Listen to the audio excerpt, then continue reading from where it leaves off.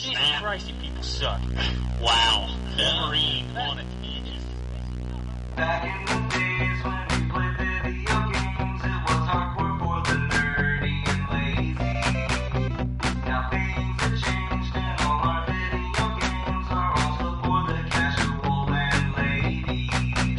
But that's okay, you know the score. We told you a million times before. Playing consoles, not just games, is in the past. And every week you listen to the best damn internet radio crew. It's the N4G podcast. It's the N4G podcast. Alright, it's time for another week of N4G Radio. This is episode 647 for April 12th, 2021. And on the show this week we have Anthony, Hello. we have John, Hello. hello, and we have the Wombat. Hello. Hello! It's video game time. We got a bunch of fun news that stirred up the internet's panties.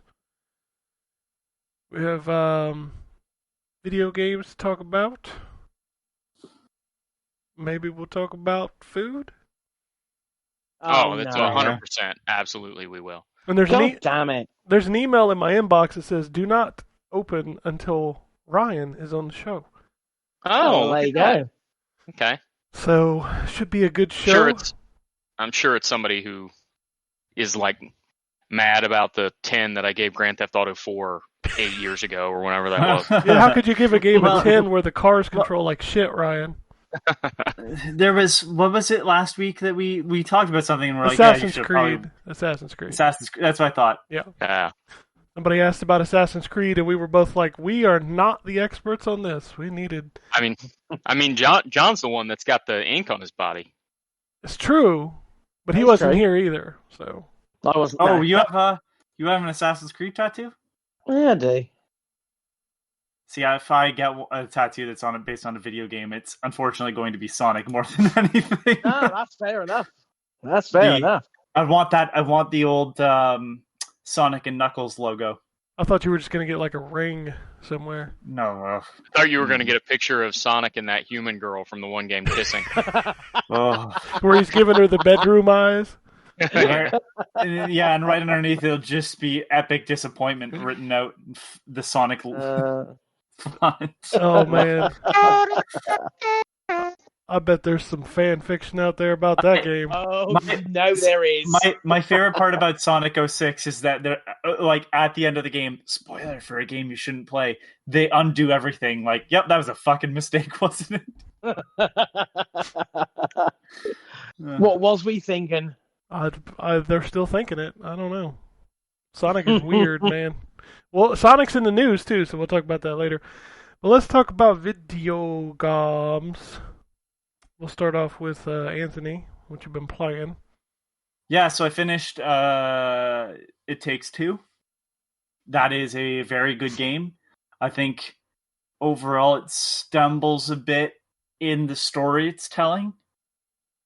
But it's a very good game, and I just really want that team to do a platformer, because I think the biggest takeaway that both myself and my partner playing took away from that was like, holy shit, this is fun to play. This feels good to have this character run around and jump and swim, and like that's not something I feel with every platformer. Like that just focuses purely on like platforming.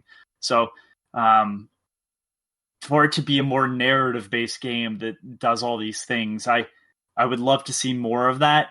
I just kind of hope that they step away from the gimmick, because now this is twice with the mandatory multiplayer, and this game being 12 hours for a review, it sucks. For like two people playing that aren't doing this game for review, I'm sure it's a lot easier because you can take your time. I'm trying to get it done during the week. But it was a good time, and I think it's worth its money more so than A Way Out. Like everything I said about A Way Out, for the most part, has been fixed in this game.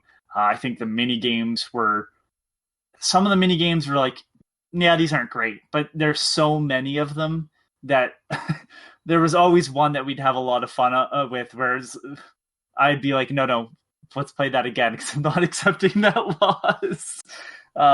Yeah, a lot of fun. And the other thing I've just been playing is because fuck it, why not? Is I'm still going through Batman Arkham Asylum because that's a very good game. Did you find the Way Out Easter egg? So that one's easy to come across. We stumbled across it. I haven't got back to that game. I did do the elephant part though, and god damn, right? Holy mother of God! I fucking love that. We were killing ourselves laughing, not because it's funny, but because we couldn't fucking believe it was happening. Yeah, it's dark as fuck. It's like, because it was like, oh my god, if this was a person, this would be the worst thing I've ever seen in a video game ever. The fact that they're like laughing and high-fiving about it was just was throwing me off, man. I was like, okay. Yeah, I like I said, like it's, if anybody's familiar with Faraz's movie work, I can't remember what it was. I think it's like Cops, but with a K. It's the movie. You've probably seen the short clip of it online where the cop throws his gun up in the air, unzips his fly, catches the gun in his fly of his pants, puts his belt back on, and then thrusts to shoot. That's one of his movies before he got into video games. And it's like, clearly he understands comedy a lot better than he does like seriousness, because that's where this game kind of falls as well. It does better than A Way Out, mind you. But yeah, like I was impressed with this game a lot. But yeah, Arkham Asylum is the other thing. So that's it for me. I'm done talking. All right. I'll move over to Jonathan. Maybe. A lot of dead air there. All right. Well, while he figures out what the fuck's going on, I did forget to mention. You asked me about the A Way Out Easter egg. Did you find the Easter egg from the Game Awards? I'm back. Yes, I did find the Easter egg from the Game Awards. That was fantastic. Yeah. It was like, clearly he's not taking himself very seriously in this game, and I appreciated that a lot. Yep. All right, now John's back. Jonathan is here now. Games. Yeah, sorry about that. I was technical issues, like I had my mute on. I'm such an idiot. So I started playing the DLC for The Binding of Isaac, amazingly. Shocker. I know, who'd have thought? Repentance. Wow. I mean, I think I'm a little bit of a seasoned Binding of Isaac player. I've put a lot of hours in, hell of a lot of hours, on multiple platforms, and this thing is balls hard. It really, really is tough.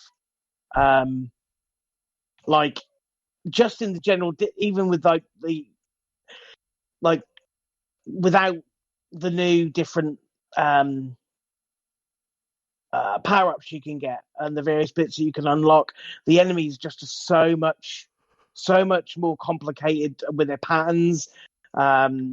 It's a couple of new characters there which are going to be a bitch to unlock, because the two new characters are locked behind playing the game in a certain way, and one of those ways is incredibly difficult. There's a lot there. I should imagine this is going to add another 600 or 700 hours to my game time of this, I reckon. Is that all? It's a bit of a beast.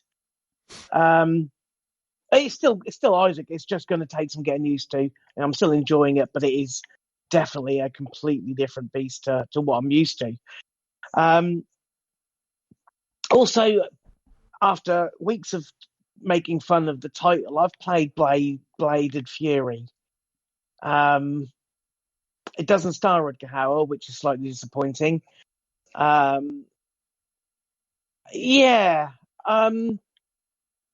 I'm not 100% sure on that game. It's basically it's like a hack and slash style of game. Chinese mythology. You have like ancient Chinese princess who seems to have been tricked into murdering her father, and she is on a quest to find out what really happened because she doesn't fully believe that she did. It's okay for a story, I guess, but I think the problem I have is that the action is just a bit meh. The combat. You've got a couple of attacks. You've got a light attack and a heavy attack. It's sort of screen by screen, so it's not like a side scroller. It's a lot like Mark. You know how Mark of the Ninja, you went from one screen to another. You've got enemies on the screen, and that's how it is. It's not like a fluid thing. You get onto a screen, you take out the enemies, you go to the next screen.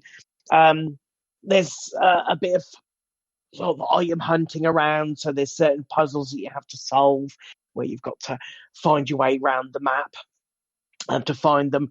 I'm not. I think the combat lets it down. The how it looks is amazing. It's all hand drawn art, and it looks really good. I'm not going to fault it for that, and it also, like the sound design, that's really nice as well. They've obviously taken a lot of care in it, but the combat is just a bit dull and unimaginative for me. But I'll carry on with it. I'll see how I get on. It might get better as I unlock more stuff, because it is one of those sort of things where you unlock and upgrade bits and pieces. So I might find that as I progress more, it gets more interesting. Hopefully, anyway. I've also been playing, finally, Control. Oh. I picked up because it was on sale. I picked up that damn next gen version in the Easter sale on Xbox, and I thought, you know what, I'm going to start. I've maybe played sort of 6-7 hours. That game's really good. Yeah, it is. It's. I mean, I'm still a little bit. I don't like the shooting. I think the shooting could be tighter. It feels very Quantum Break, like very sort of, I don't know, a bit floaty with the shooting. But the abilities you have, like the telekinesis and the dodging and there's like all of those sort of kind of cool abilities, they're really interesting. They're really fun to use. And the story is so far quite intriguing. It's like X-Files sort of kind of style. Very weird stuff going on. The acting's from the main character who plays Jesse is pretty good. I do find it a bit weird that she in the monologues a bit too much. And she often in the monologues while she's having conversations with another person. And to me, I just feel like she's standing there in silence without answering while you're listening to the inner monologue, and they're waiting for a reply from her. It just seems a bit weird, but that's just me being silly. All in all, it's difficult. It's bloody hard, especially early on when you are pretty much have zero health. And no upgrades to your weapons. It's gotten easier as my health has upgraded and my abilities have been unlocked, and sort of the traversal kind of stuff's making it a little bit easier to get around areas because the sort of combat's normally in a sort of tight or a restricted kind of area where movement's not free flying movement. So making the most of the cover, using your abilities to traverse the environment is quite key, and so it gets better as it as you power up and gain more abilities. But I'm enjoying that. Really am. I think I will plod on through that one. I'm interested in seeing where it goes. I've also, because it's the enhanced version, I've got the 2 DLCs. I'm not sure what they're like. I know one of them's Alan Wake linked, but yeah, that'd be cool. I'm enjoying that very much so. Great game. And and that's it. I mean, are we going to talk about the new toy or not, Ken, or should we leave that? I mean, we could talk about it if you want. Oh, it just seems very coincidental that we both got the same TV 3 days out. I take full responsibility for making you purchase that. Thanks. Yeah, got pixel envy.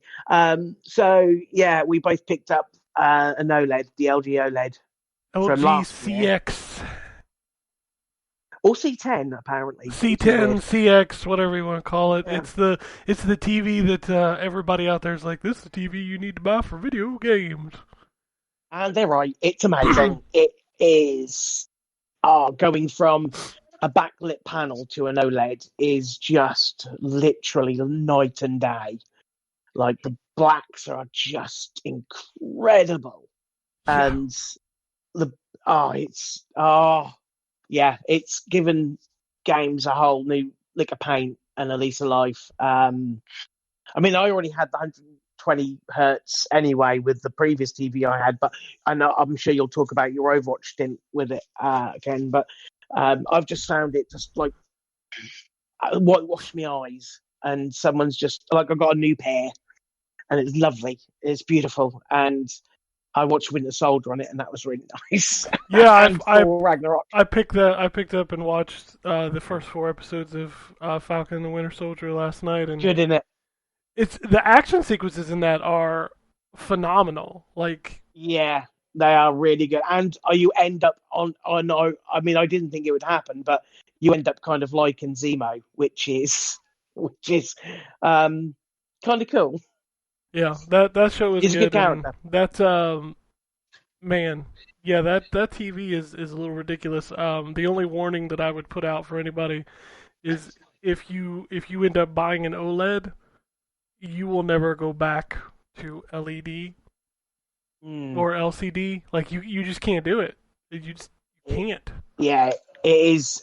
I just, again, I thought my previous TV was pretty good, but again, you turn this on and you start looking at some of that 4K content, and you just like it blew me away. Absolutely blew me away. Fantastic. The TV gives And- me legit anxiety though. What? Because of the burn in. Well, the burn-in, from what I understand, it's not even an issue for like thousands of No. hours. No, But- I've seen similar stuff where there was like extensive tests where like this YouTube channel left a set of these TVs on for 6 months running 20 hours a day on the same channel, and only ones like CNN that have really bad logos and tickers, they're the only ones that kind of had any real issue. Everything else was kind of, yeah, it's fine. If you're constantly changing your content you watch on it, there's no issue at all. Yeah, the thing that gives me anxiety is like when we set it up, like how thin that top part of that screen is. Yeah, he's a bit thin, isn't it? Dude, it's thinner than my phone. Yeah, I know, it's scary. Like trying to pick that thing up and keep it balanced with that top half of the screen being like what, like a quarter I inch did thick it. or something. I did it on my own. Oh God, John. On my own, I had to do that. I feel for you. Like my wife helped me set it up, and even with 2 of us, I was like sweating from anxiety of holding that fucking TV. Yeah, it took me about an hour to get out of the box, get the stand on, and get it on my. I can't TV, use that stand. 'cause I can't use that stand. I have to. I can't really put it on the wall. Well, I didn't put it on the wall. I bought a riser stand off of Amazon because yeah. So Okay. I can't use the stand because it's literally like a half an inch off the ground, and you can't put a soundbar in front of it because the soundbar is taller than the stand is. Yes, I did notice that. I haven't got a soundbar though, so it's not a problem for me. But yeah, I can see how that is an issue if you've got a soundbar. So I set mine up, and we set it to the highest setting on the riser that I had. The riser I have has 3 levels, and I set it to the highest one because I thought, oh, I'll need this to be higher. And then I was actually like, no, this ain't working out. So I had to go through second anxiety of moving it down 2 pegs. So I had to mount the TV on the riser twice, and boy, that TV is now where it's going to be for the rest of its life. I'm never moving it again. Smart. It'll actually kill me if I try to move that TV again. But yeah, like I ran it through everything. I ran the Switch through it. I ran the PS5, Xbox, tons of 4K content. I think the most impressive thing that I did was watch SD content. Because the upscaling on that TV is insane. Yeah, it's pretty good, even for standard definition stuff, which is always a little bit ropey, but just because of its age, essentially, you need proper grade software to upscale in a decent form. But they do it; it's pretty good. Yep. I have to use the internal apps instead of my Roku for Disney Plus and Netflix though, because the TV is so good that like it Disney Plus and Netflix are problematic because they run at 60 FPS, and most TV shows don't run at 60 FPS. So it causes like a stutter. I don't. Oh, I see. Yeah. I know what you mean. So if you use the internal apps like the Web OS, like it fixes that stutter. But if you use like a Roku or a Fire Stick or something, like it doesn't refresh properly. So every like 42 seconds you get like a little judder. Okay, yeah. So I have to use the internal apps for Netflix and Disney Plus. Everything else is fine. Like I watch Hulu and HBO and everything on. And the apps are pretty good on there, to be fair. I mean, I've got Apple TV where I usually watch my stuff, but the apps are, all the main apps are there that I watch, and they're all, they're not dodgy in any kind of way. They're not poorly programmed or anything like that. So no, they're good, but it does not have HBO, which that one hurts for me. HBO needs to get on new places because like that feels like the app that is only in like 2 places. And for a while, it wasn't even on Roku. It was the same way, too. I haven't checked Peacock lately, but Peacock there for a while was like, you couldn't hardly, I feel like, get it on any smart TV. Yeah, it's weird because, and it's like the consoles are weird like that, too. Like Xbox gets everything, but PlayStation is missing a bunch of apps. And I don't understand. I get licensing, but like, why would you license to Xbox but not PlayStation? Right. Why would you license to Samsung but not LG? I guess I don't get it. So. That money. Yeah, I guess it's the money, but it's like, how can these companies not want to give that money? Because, like, don't you want that app on your TV? I mean, I don't know. You'd think so. I don't know, but yeah, it's ridiculous how good this fucking TV is. And I actually got it on sale. Like, I bought it, and then it went on sale 2 days later, and they ended up giving me a refund. So that was nice. I say bloody should. Yeah, I ended up paying $13.50 for it, which I feel is a really good price for that TV. It was a 55-inch? Yeah, it's a 55. I decided my office was a little too small for a 65 because that's what I was running, so I opted for the 55 for this one. It's worked out great. Like, it's like just the perfect size, like for the distance that I sit from it. So, but yeah. Once you go OLED, you don't go back. Yeah, that's what they say, apparently. Yeah. I believe it now. Like, I didn't think it was going to be that big of a difference, so I booted it up. I loaded up a video game, and I was like, okay. Once you go infinite black, you never go back. Oh, Jesus. I knew there was going to be a black and back joke. Anyway, Wombat, you want to talk about video games? Sure, why not? So what did I play this week? Well, I finished all 6 endings of Assassin's Creed Valhalla. All 6? I'm assuming you can just reload, right? No. I don't mean 6 like different choice endings. You mean it's like Lord of the Rings? The game has like 6 storylines that end. Oh, kind of like how Odyssey had 3. Yeah. Gotcha. So, not to spoil anything, but there's like everybody's played enough of it to know that one of the pieces of it is Eivor and Sigurd's relationship, and then there's the conquest of England in general, and like all the alliances that you're building up throughout the game. And then there's the modern day storyline that has an ending associated with it. And then there's two other that I don't feel comfortable spoiling, that are essentially very similar, if not the same, but from different perspectives. And so I finished all those up. I really like the way everything in that game kind of came together. I got to say, though, the fact that there's so many kind of disjointed endings and the order they kind of fall in took some of the impact out of it. I would have done it in a different order, I think, if I were them. But, to each their own, I guess. But it was enjoyable for sure, and I'm really looking forward to the DLC at the end of the month, which takes place in Ireland. So yeah, I'll pick up the DLC for that for sure. Let's see. Oh, and I think I finished at 90 hours or something like that. 91, 92. God, those games are big. Yeah. And there's still things I could do. But I have no desire to get the platinum because there's just like you have to fish to get the platinum, and fishing to me is boring as hell in real life. So I'm not going to sit there and fish in a video game. Unless you're playing Sonic Adventure, then the fishing is wonderful. Yeah, well then the fish is chasing you down a dock. Oh yeah, when you're Big the Cat, you actually fish for Froggy. No. Remember? Yeah, no, I know. Anyway, so I played some MLB The Show 20 in preparation for 21 to come out, and in celebration of the fact that the Cincinnati Reds are 6-2 to start the season. I played.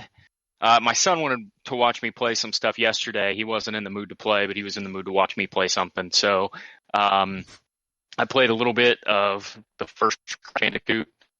First what? The first Crash Bandicoot. Oh, you broke up. I didn't hear what you said. Oh, sorry. Yeah, in the Insane Trilogy or whatever collection. It was on PS4. I played it on the PS5. Can you guys still hear me? Yeah, you kind of broke up there while Okay. you were saying that, but yeah, I can hear you. All right. I think it may be because my computer went to sleep. But I only played the first level of that, and then he wanted to watch me play Hollow Knight. I had never played Hollow Knight. Oh, God. That game's fun, but it is hard, It is man. balls That game hard. is hard. So I enjoyed what I played of it, but I can't imagine that's a game I'm going to necessarily drop back into a whole lot. Well, it also doesn't lead you by the excuse me. It doesn't lead you by the hand. It's very obtuse in its direction. Yeah, for sure. I played about an hour of Skyrim on PC because I noticed it was in PC Game Pass, and I thought, I could play an hour of Skyrim, so I played an hour of Skyrim.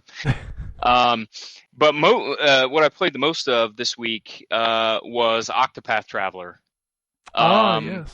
Which I never got the chance to play on Switch, but is also on PC Game Pass. And I'm probably 4 hours in, and I really, really like that game so far. It's, it's got a very nostalgic feel to it. It, feels a lot like an old school RPG. And I like the whole concept of it, where you've got the 8 different folks, and you can start with any one of them, but the others you kind of run into along the way as you go. And when you run into one, they're kind of just getting ready to start their journey, and so you can play through their little opening to see how they got to where they're at right now. Yeah, I like it a lot. I'm really enjoying it. I like the combat with the battle points that build up that you can spend to do combos and stuff. I'm really enjoying it so far. So, and that that's about it. I was really struggling there to figure out what I wanted to move on to from Valhalla, which always happens to me when I spend, a lot of time in a game. I always really struggle to move on to something else. So Octopath gives me something good to move into. Gives you another double-digit hour game to jump in. And triple-digit hour game, yeah. So, so that's probably where I'll be spending a lot of my time until the DLC for Valhalla comes out. And the show, obviously. So I have a question for you about the show. Are you going to buy it, or are you just going to Game Pass it?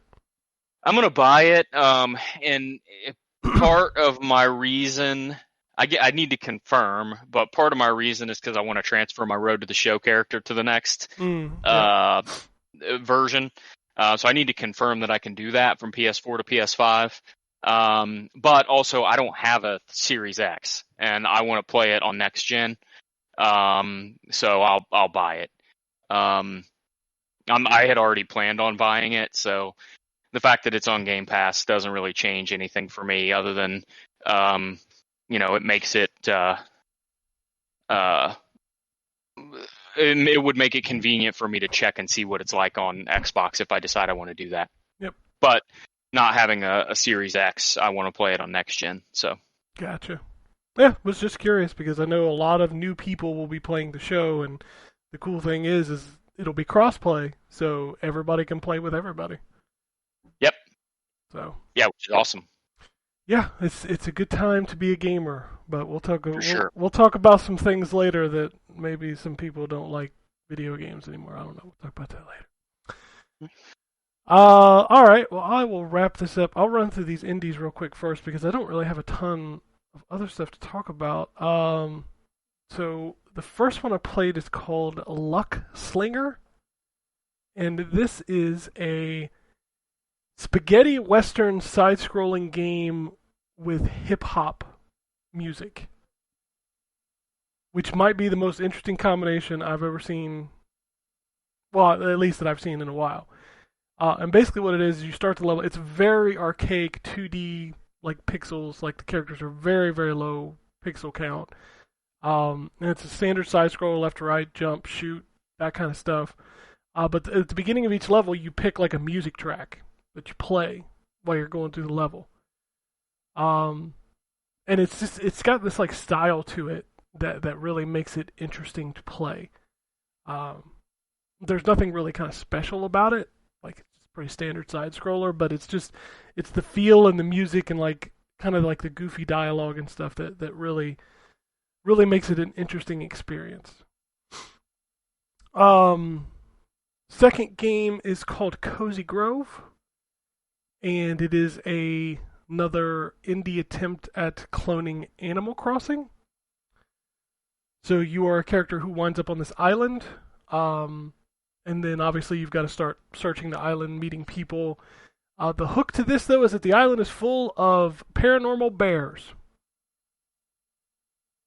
So you meet the bears and they're ghosts, and then like you talk to them and you do little quests for them, and then they become inhabitants of your island that you can walk around and talk to.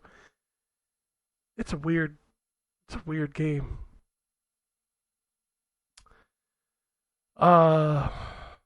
Yoko and Yuki Dr. Rat's Revenge is a Super Meat Boy style game where you're in a room, solve the puzzle, get to the end of the door, go to the next level. Kind of uninspired, not a ton of fun.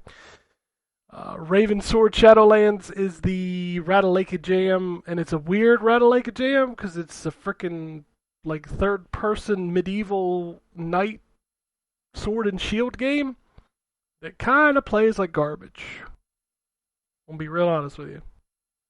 Game does not play very good. Not a very fun game. Gravity Heroes. The name kind of says it all. It's a side-scrolling action game where you control the flow of gravity with the right stick. And then you can do kind of like platforming and combat by switching the gravity to jump, up, down, left, and right on different sides of the board. It's interesting. Breath Edge was a game that I think is really freaking cool, but I can't play it right now because, again, feels like a weekly occurrence that an indie game comes out without the ability to invert the y-axis in a first-person game.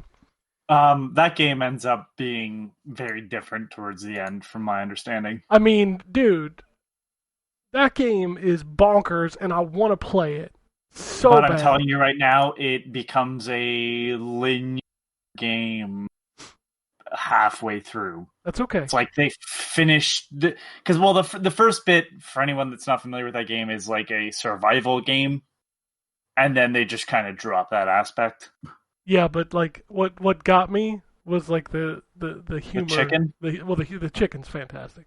I'm not gonna lie, but I love the little opening sequence where you're being interrogated by the robots, and you get the option to spit on him, or you get the option to replace the cigarette with a carrot. It's like, are you offended by smoking in video games? We do not condone this. Do you want to change it to something else? They change it to a carrot. I mean, the game is legitimately funny. What was that, like the opening credit crawl? It's like from the makers of The Matrix, and it is like, but not really.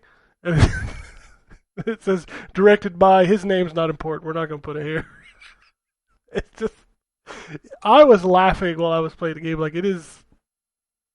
That game is interesting. I want to play it, but I can't because the fucking stick inversion drives me crazy, man. Played Overwatch at 120 frames a second with VR on an OLED. I think I might have cried a couple times while I was playing because it looks and feels so good. So good. My son and I started a Mario 3D World playthrough. And as you can imagine, it's as infuriating as you can imagine playing Mario 3D World with a 10-year-old, and he's falling off the map, messing around. I'm trying to collect the green stars. Or the Nessie levels where you can both control Nessie. You're like screaming at the screen, go right, go right, go right, stop jumping every other, stop it. But no, that's... kids aren't meant for Mario games. Oh, it's fun. It's fun. We're having a good time. And then the last game I want to talk about is a game, I'm surprised nobody else played it. It was free. It's a new Oddworld. Nobody played Oddworld? It's not free for me. I don't have a PlayStation 5. It's on PS4. No, it's only free No. for PlayStation 5. Is it really? Yeah. Sony is fucking... Yeah. We'll talk about how Sony's fucking up a lot lately, but...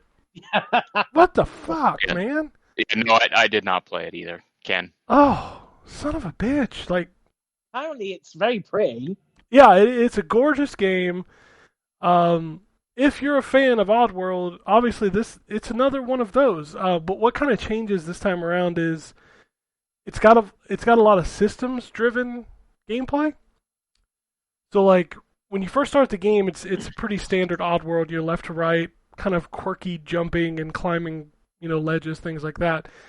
But you very early on get these water bottles, and these water bottles are like items that you can throw to put out fire.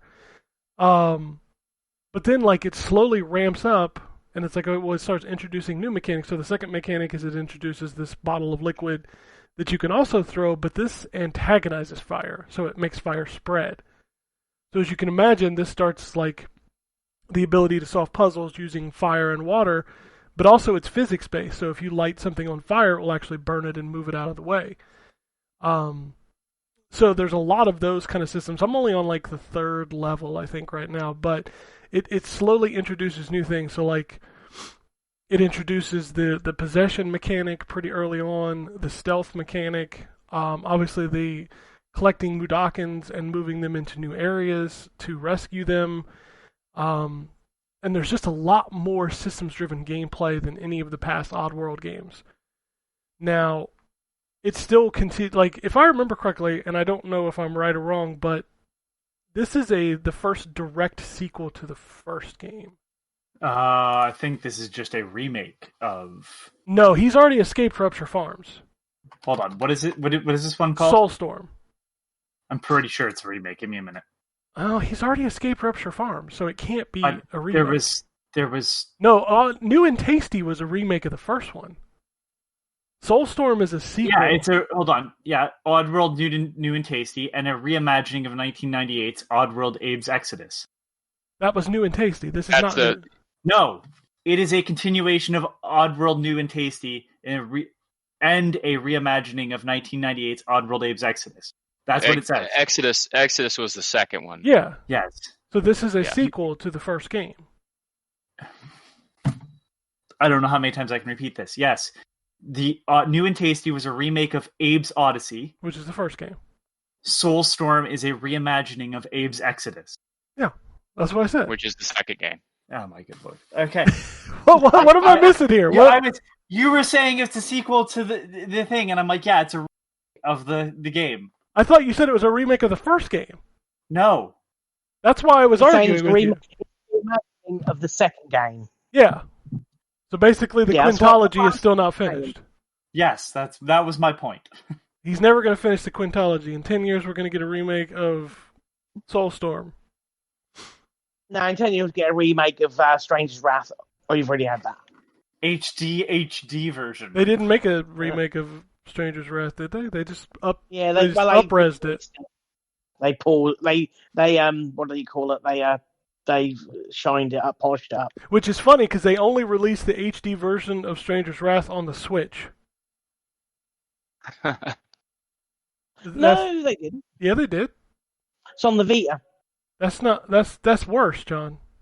No, it's not the point. You said they only released it on the Switch. Okay, well that's Technically not still true. worse. Like, how do you release it? That's worse, John. he How do you says. release a game called the HD version, which is like insinuating that you up-resed it and you release it on the lowest res machines out there? Hold on. It's available on PC. It's available on Switch. It's also available on Android and iOS and Vita. Okay, I'm done. Just Vita. stop it. Vita is just a weird. I don't know why. Anyway, Soulstorm is gorgeous. Like, visually, it is gorgeous. My only complaint so far is that the cutscenes are unskippable. Ugh. Now, granted, they are amazing. Yeah, but It sucks though like that that you just. Yeah. Yeah, and what sucks is like every Are time the- you boot the game, you have to watch the intro cutscene. Are they at least pausable? They are pausable. You can press the start Okay. button, the options button, and you There's can no pause such them. thing as a star button anymore. Yeah, that's Talking true. There's no start button on any machine, not even the Switch. Nope. It's a plus button. I will still call it the start button for the rest of my life, and Yes, every I now and then will. I'll say press the start button, and my son will go, "What are you talking about?" There's no start button, Dad. And he'll go, "You mean the options button or whatever it's called on Xbox?" I don't It's the remember what hamburger called on button. It's called the hamburger. Xbox. Yeah. So, what I want to say about Soulstorm is like, in my opinion, there are two kinds of games when it comes to challenge, because this is a challenging game. It's one of those games where you're going to get into a situation, you're going to die, you're going to have to do it over, you're going to have to learn from your mistakes. There's two kinds of games like that, and one works for me and one doesn't. There's the kind of game where when you die, or when you realize you've messed up a puzzle, you immediately kill yourself because you know the restart is, less than 30 seconds behind you. And there are those games where, oh my god, I messed this up, but I got to try to salvage it because if I die, I'm going to have to do all this crap over again. Oddworld ticks that first box and it makes it fun. It's kind of got that trials mentality of like, oh, well, I fucked this up, but that's okay because I'm only like 30 seconds back. So like this game checkpoints constantly.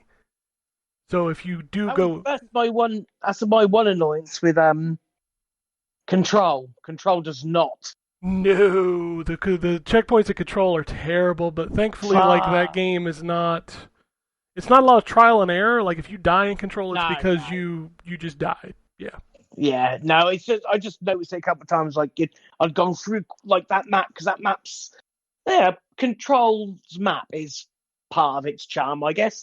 It's an unusual map, and you can lose your way very easily. And so finding yourself back to a cleanse point, like 15 corridors away, it's slightly annoying. But no, by the by. Yep. Oddworld nails this because there's literally like one of those checkpoints every like after almost every screen, you're getting a checkpoint. So, like there were times where I would like play around with things because I knew that even if I died, I was only going to lose about 30 seconds. And I guess it's instant loading. When you're in the game, yes, but loading into a level does take about 12 seconds. Oh my And God. the only reason I notice it is because it's longer than most of these new games. So it's horrible, and Yeah, third world problem. 12 seconds. I don't know 12 how people seconds. survive. Hey, I know. if you're playing it on an OG PS4, it takes like 45 seconds to load. So, That's unnatural. It's unnatural. but no, if you have a PS5 and you have PlayStation Plus, download this game. It's really good, especially if you enjoyed the older Oddworld games. So, yeah, it's a good month for PlayStation Plus. Between that and Days Gone, which we'll talk about later. Yeah. So what's PlayStation Plus on PS4 then? If it's not on PS4, Well, it's Days Gone, and what's the other game this month? There's 3 games. They give you 2 PS4 and 1 PS5 game. okay.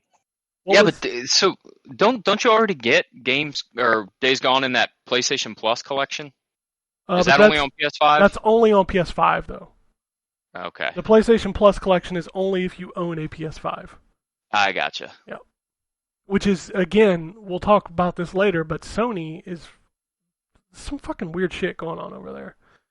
Yeah, well, I'm sure we will discuss it in a bit. Oh but yeah, well some there's a lot to talk real about fucking between weird that stuff. and PlayStation Now and PlayStation. Oh yeah, we got a lot to talk about. Anyway, let's talk about what's coming out this week because there's a couple things out this week. Rain on Your Parade, which is also launching straight into Game Pass. My son is so excited for that game. He's already got it preloaded. Yeah, What is I it? do too. I don't even know what it is, but it's on Game Pass, so I preloaded it. Yep. What's it called? Rain on My Parade. Rain on Your Yep. Parade. You play as a rain cloud and you rain on people. But okay. he saw the trailer for it and was immediately like, "We have to pre-download this game." Or pre whatever it is on Game Pass. Yeah. So Yep, that's out this week for PS5 and Xbox, I think. Or maybe it's just maybe it's just Xbox, but it is launching into Game Pass. So you'll be able to check that out. MLB The Show 21 Digital Deluxe Edition, so that's not the Game Pass version. The Game Pass version does not launch till the 20th. So yeah, that's the one. If you buy the digital deluxe edition, you get it early. that's like $90 for the next gen version of that, I think. They still doing that. for a whole That bunch of sucks. junk that like for stubs and packs for Ultimate Team, and I mean for as many sports games as I play, I have never found one where the stupid card game mode held any degree of pull for me. Yeah. I'm sure it's popular because it's literally in everything, and I can't imagine they would put it in everything if it wasn't popular. But that's just one feature that is completely over my head. I could not see myself caring about the card collecting stuff no matter what. I've tried it in Madden, and I'm just like, I don't like this. Like, it just... Well, it makes EA a lot of money, hence the reason why it's in everything. Sure. I'm confident it does. Like I said, somebody's got to be jonesing for this stuff. Otherwise, they wouldn't keep putting it in everything. But Yep, agreed. And you get to play 4 days early for spending an extra $20. I think that's ridiculous that they still do that shit. And Tribal Pass. Whatever that is. I don't know what that is. And that's it for next gen. For current gen, we've got Poison Control, Saga Frontier Remastered, and Super Meat Boy Forever is also making its way to PlayStation and Xbox this week. Oh yeah, of course. I forgot that was that Switch originally, wasn't it? Yeah, Switch exclusive only. for a bit. Mm. And that's it for Xbox and PlayStation. It is a light week, but that does not mean that there are no Switch games, because, oh my goodness, there are a lot of Switch games, as there is every week. All right, let's go. Make that money, boy. Dot Cat, Candy Match Kitties, Checkers Master, I know that one's funny, right? The Candy Match Kitties Yeah. that's classic. Checkers Master and Sudoku Master. Hike. Cannon Brawl. Yeah, it's just called Hike. Hike. It's either a football simulator or a walking simulator. I don't know which one. Cannon Brawl. Isolomus? Is that how you say it? Isolomus? I don't know. Guess this is as good as mine. Kingdom of Arcadia. Night Squad 2. Reactor X. Dayland Pocket Planet Edition. Dragon Audit. Dragon doing his taxes and shit. Dragon Audit. Yeah, Dragon Audit. That's where you say you've got more dragons than you actually have, and then Get a rebate on your dragons. Godstrike. Live Stream Escape from Hotel Izanami.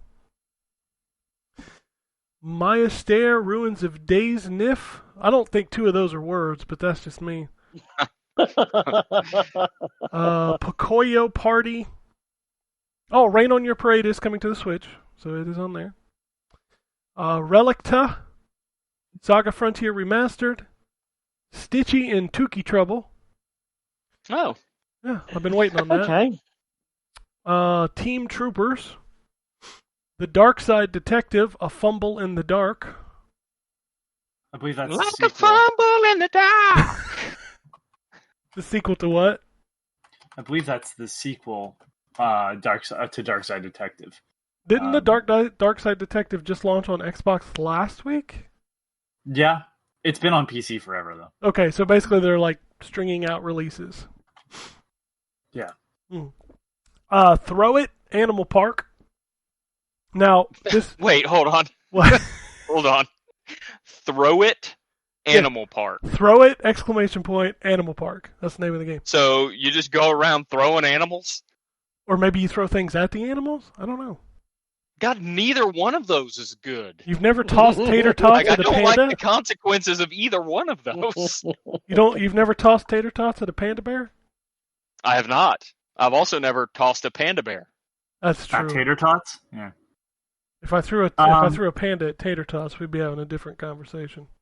Yes. You and the panda probably wouldn't be having much of a conversation at all. It'd probably just be eating you. That's true. Anthony, you were saying something? I made the mistake of looking up Dragon Audit. Oh, God. It's Well, somebody happy. Is it exactly Story- what we thought it was? You wish it was. I do. I might buy it. Story-rich gameplay inspired by point-and-click comedy classics, told with an anime-inspired 3D visual style and modern controller-friendly input. Oh. It's a walking simulator with a cute, heartfelt story and light puzzle solving. And God, where is it? Let me just read the stupid thing that I found on Google. Dragon Audit is a hilarious, sure it is, adventure game following a brave battle accountant who storms the castle to rescue a princess, but unexpectedly rescues a lonely dragoness instead. Oh. Anime. But he is an accountant. Dragoness. He's an Is it a accountant. 1,000-year-old dragon? Listen, you buy all the weird anime booby game things you want. Yeah. All right. I'm not interested. So Anyways. This next game has the worst name ever, but I promise you, if you go watch a trailer of this, you'll want to play it like I do. It's called Battle Axe. Relax. That's like a terrible name, but if you see this game, you'll be like, I want to play that. Colorfall. Driving World Nordic Challenge. Heel Console Edition. And Snowball Collections Bubble. If that is a word. I don't know if that's a word. I'm not sure it is. Yeah. Alright, let's do some news. Save the Sony conversation for last, so we'll just run through everything else first. Microsoft announced this week that there are more than 50 touch control compatible games available as part of Xbox Cloud Gaming. Also, the Xbox Cloud Gaming should be arriving on iOS very soon. Good. Mass Effect Legendary Edition has gone gold. They have also overhauled the achievements, which they talked about in a blog post. What do you mean they've just changed them up? Yeah, so like I guess because the originals they were a little messy. I don't remember. It's been a long time since I played them, but gamer score leaderboards are returning to the Xbox mobile app. That's cool. I'd like to get achievements. I still haven't got that update. They are doing that though. They are adding them in, aren't they? So Most people already have apparently. it. It's been rolling out over the Oh, month of April, but I don't have it yet. no, I don't. Sons of bitches. Octopath, by the way, on PC Game Pass, and I assume on Xbox as well, is one of those games that has 5-point achievements. Oh Jesus! And some of them are pretty easy to get. So if you're one of those people that's weird about achievements and you're sitting on 5 points, boot up Octopath for like a half an hour and you'll get a 5-point achievement. You can balance your score out. Sweet. I stopped worrying about that because it was just the anxiety was too much. Dude, Well, as soon as they started adding in games that had like 7-point achievements and stuff, it was like 2-point achievement. Oh, fuck that noise. I gotta pull up my score just real quick because I don't know that I've looked at it recently enough to know, but I don't think I've had an even numbered achievement score in probably 10 years. Yeah, well, actually, it is now. Holy shit, it is. look at that. It's 395,740. Well, hey, don't play another game. No, John. No. So, according to this report, I don't know how true this is. I know that there's a lot of talk about chip shortage, and that's why we can't get these consoles the way we normally would. Yep. According to this report, the Xbox Series X and S shortage is partially caused by a $1 display adapter or display driver. Okay. What does that make? Is that just a bit? Oh, because it's probably not worth making. Or that $1. that piece that goes into it is in shortage because of COVID or something. It's just funny that there's a $1 piece of technology. No, I reckon it's probably to do with the fact that because of the shortage, there's a piece in there that probably will go on something that will make more than $1. So they're probably using them on those, and therefore causing a shortage of this $1 item. I bet that's something to do with it. That's possible. That sucks. So, Uh. the next news story that I have is something that destroyed the internet late last week. According to Jeffy Grub, our favorite insider man. So let's back up for a minute. So, the PlayStation blog posted a trailer for a new game called Abandoned. Did anybody watch that trailer? Yes. That game looks cool. It does look cool. So, internet sleuths started picking apart the fact that dev has not posted anything for like years. They have a very small social media presence. The acronym for their studio is BB. And they were like, is this another Joaquin Noah, fake Hideo Kojima thing? Is this like Ishmael. his Yeah. What was You funny like that? too is I said on Twitter if it's definitely not, it's funny that just coincidentally the guy that's listed as the director, his initials are HK. Yeah. It's crazy how much of this pointed towards this being another one of those. Yes. Okay. So the developer came out and said, nah, that's not what's happening. We just, we're too busy making the game. We ain't got time for social media, blah, blah, blah. So Jeff Grubb tweeted out, this is obviously not a Kojima thing because Kojima's next game he's in works with Microsoft, and in fact, it's just the lawyer signing papers before they announce this. So basically, Kojima's next game will be front-loaded by Microsoft and exclusive to the Xbox ecosystem. Well, but he did it for the PlayStation. I mean, why not? Well- The check's there. Let me tell you why not, John. Because I'm getting paid. because John, he's a traitor, and all of Kojima's games suck now. Oh, he's a traitor, Yeah. is he? I Why mean, not? listen, what's good for the goose is good for the gander here. Yep. Ultimately, it sucks for everybody. For him to make Yeah. a game that's exclusive to the Well, it doesn't suck for Xbox players. it sucks for all the folks that don't get to play his next game. But I mean, again, his last game was exclusive to PlayStation, so And it didn't. I don't think it did big numbers. No, it didn't.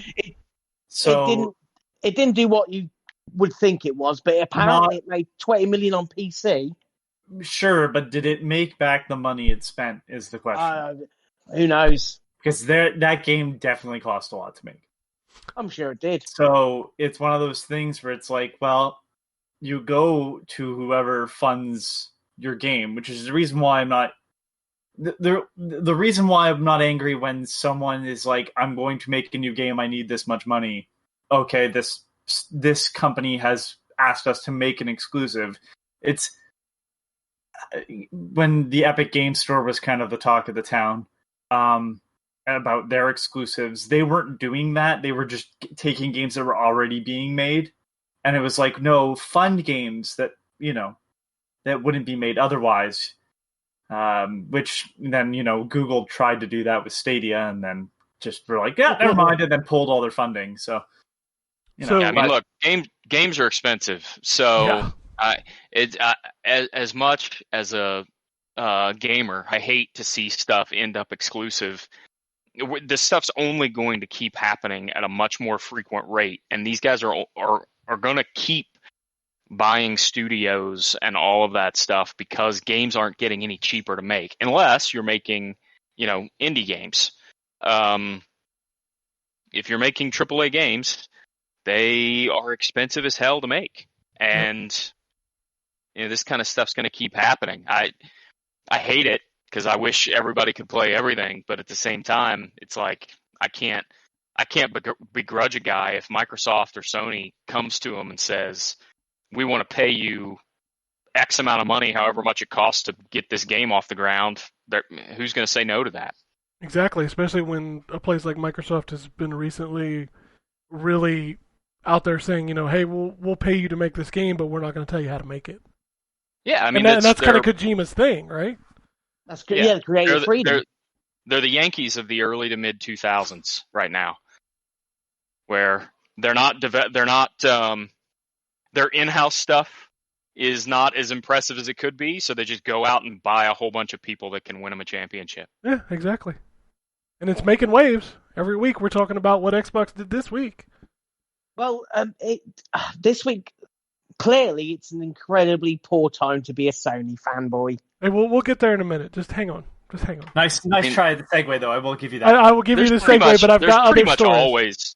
It's pretty much always a bad time to be a fanboy for either one of these things. Yeah, there's always something going on. That's a very good statement. To kind of move on, Sony, according to God of War creator, Sony has an Xbox Game Pass counterpunch, which, I mean, we all knew that eventually they would have to do something. Sure. Which, whether that's rebranding PlayStation Now or something completely new, we don't know. Yeah. The benefit that Sony has in that arena is that if it's like Game Pass and it includes all their first-party games, their first-party output has been much better in the last 3 or 4 years. So I'd subscribe in a heartbeat to a service that allowed me PlayStation exclusives day one. Yeah. Heartbeat. I'd be right there. For sure. Yep. Kind of curtailing off of that, let's talk about PlayStation Now and the games for the month of April. What the fuck? 3 really good games. Marvel's Avengers. And I'm not speaking to the quality of game, I'm speaking to the... This is PlayStation Now? This is PlayStation Now. Okay, I don't have PlayStation Now. Marvel's Avengers, Borderlands 3, and Zombie Army 4, I think were the 3 games added this month. Which, by the way, if you want to compete with Game Pass, 3 games a month ain't going to fucking cut it, number one. No. But those are 3 really quality, games to get into your quote-unquote streaming service, which you can also download. The catch to this is they're only the PS4 versions of those games. Yeah, which is just fucking weird. It's like when they gave away just the PS4 version of the Final Fantasy VII. Yeah, which they won't even allow you to upgrade to the new one. Right. Or or gave away just the PS5 version of Oddworld Soulstorm. Which makes no sense because last month or the 2 months ago they gave away Control, but it was both versions. Right. So this it drives me crazy, and this all goes back to the Sony. I feel like when Sony first developed PS5, they're like, nah, fuck it, generation stop, only PS5. We're not doing this PS4. Then they saw what Microsoft had done to be like, hold on. Can we kind of like makeshift this in here?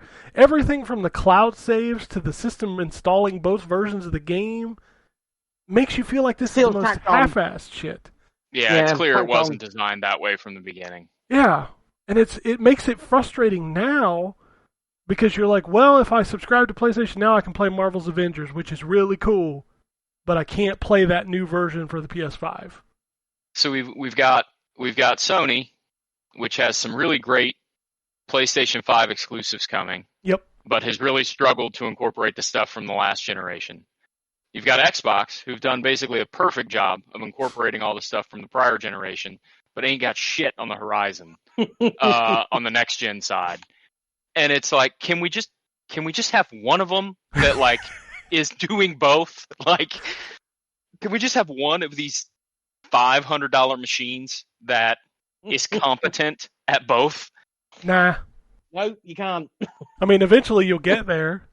Eventually, yeah. I mean, at this point, what do we got for the rest of the year? Like, Sony's got Ratchet, which is like their big game that I know is coming out in 2021. Microsoft has Halo. Yeah, potentially. I mean, they still haven't said. I don't think. Halo's delayed, isn't it, to 2022? No, it's not, John. It is.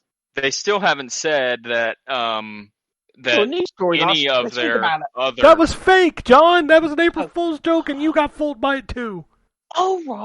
All right, mate, calm down. Let Oh, Ryan there's say no what he's one got to story say, on Twitter. motherfucker. I'm making Jesus. noise too. The no, so Sony, I don't think has yet confirmed, and not that this is something they would necessarily confirm, but they haven't said specifically that their big ticket stuff isn't coming out this year. It just is probably not likely. Nah.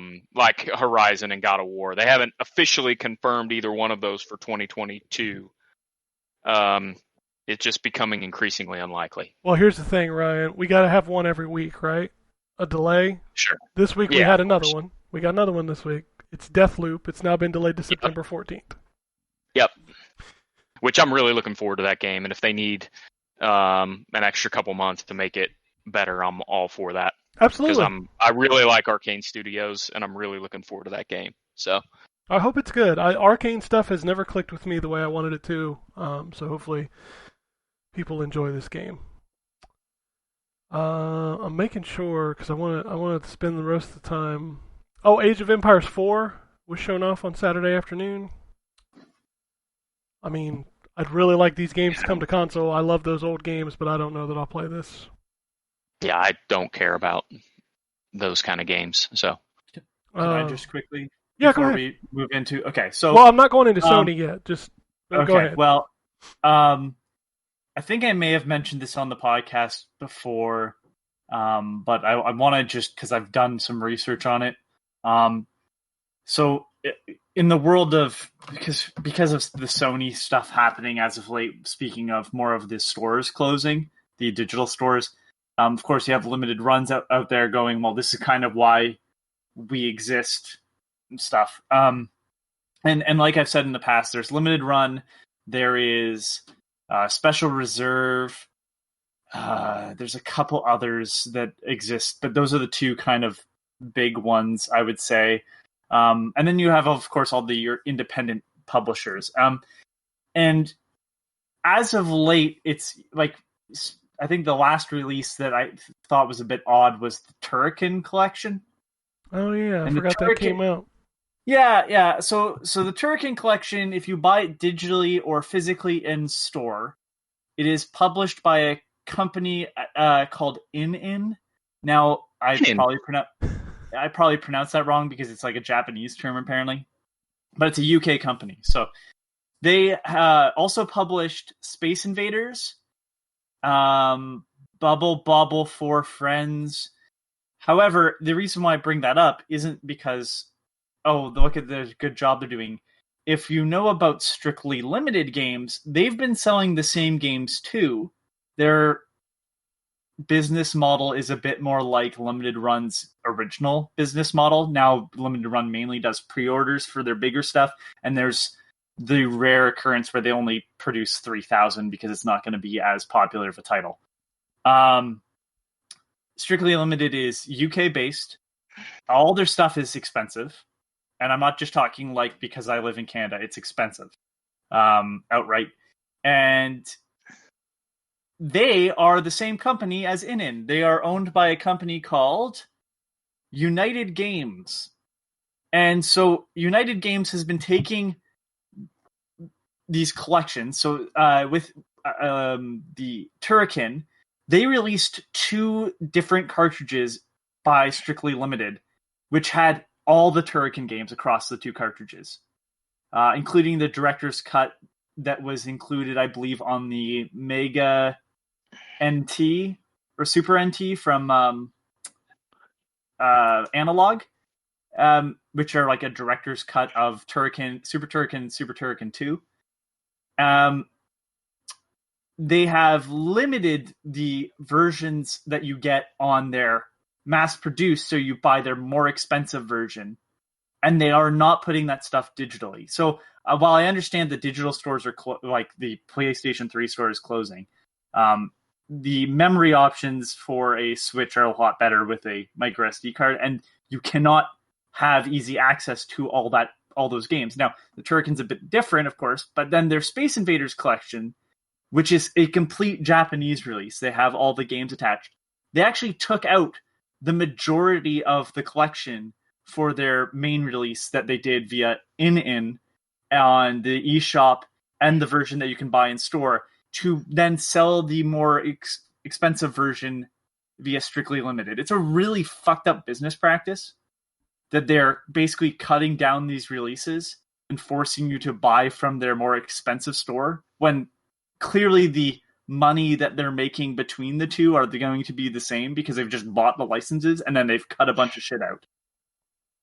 I just, no one's talking about this online, and it's really fucking irritating to know that the digital releases of games are being kneecapped to sell more expensive physical versions. And then they're selling physical versions of that kneecapped product as well. And it's like, I've looked it up and like, I saw one Reddit comment talking about this. And I know it's not everybody's thing, but it's just like, I don't know where else to talk about it because it's not like we really run articles on the website. But like, somebody has to say something about it. Like, I want people to know that, like, at least Limited Run, when they do their limited special editions, not making you buy from them. They're still digital copies. Like, they're releasing Shantae on the Switch again, and they're doing a digital version of it. They're not just saying you have to buy the physical cartridge if you want it. I thought this was important. The silence says everything. No, I don't know enough about it to speak to it, but you're right. Well, Yeah, me too. So another thing that kind of bothers me is that they are publishing Clockwork Aquario, which is apparently the unfinished game from the creators of Wonder Boy.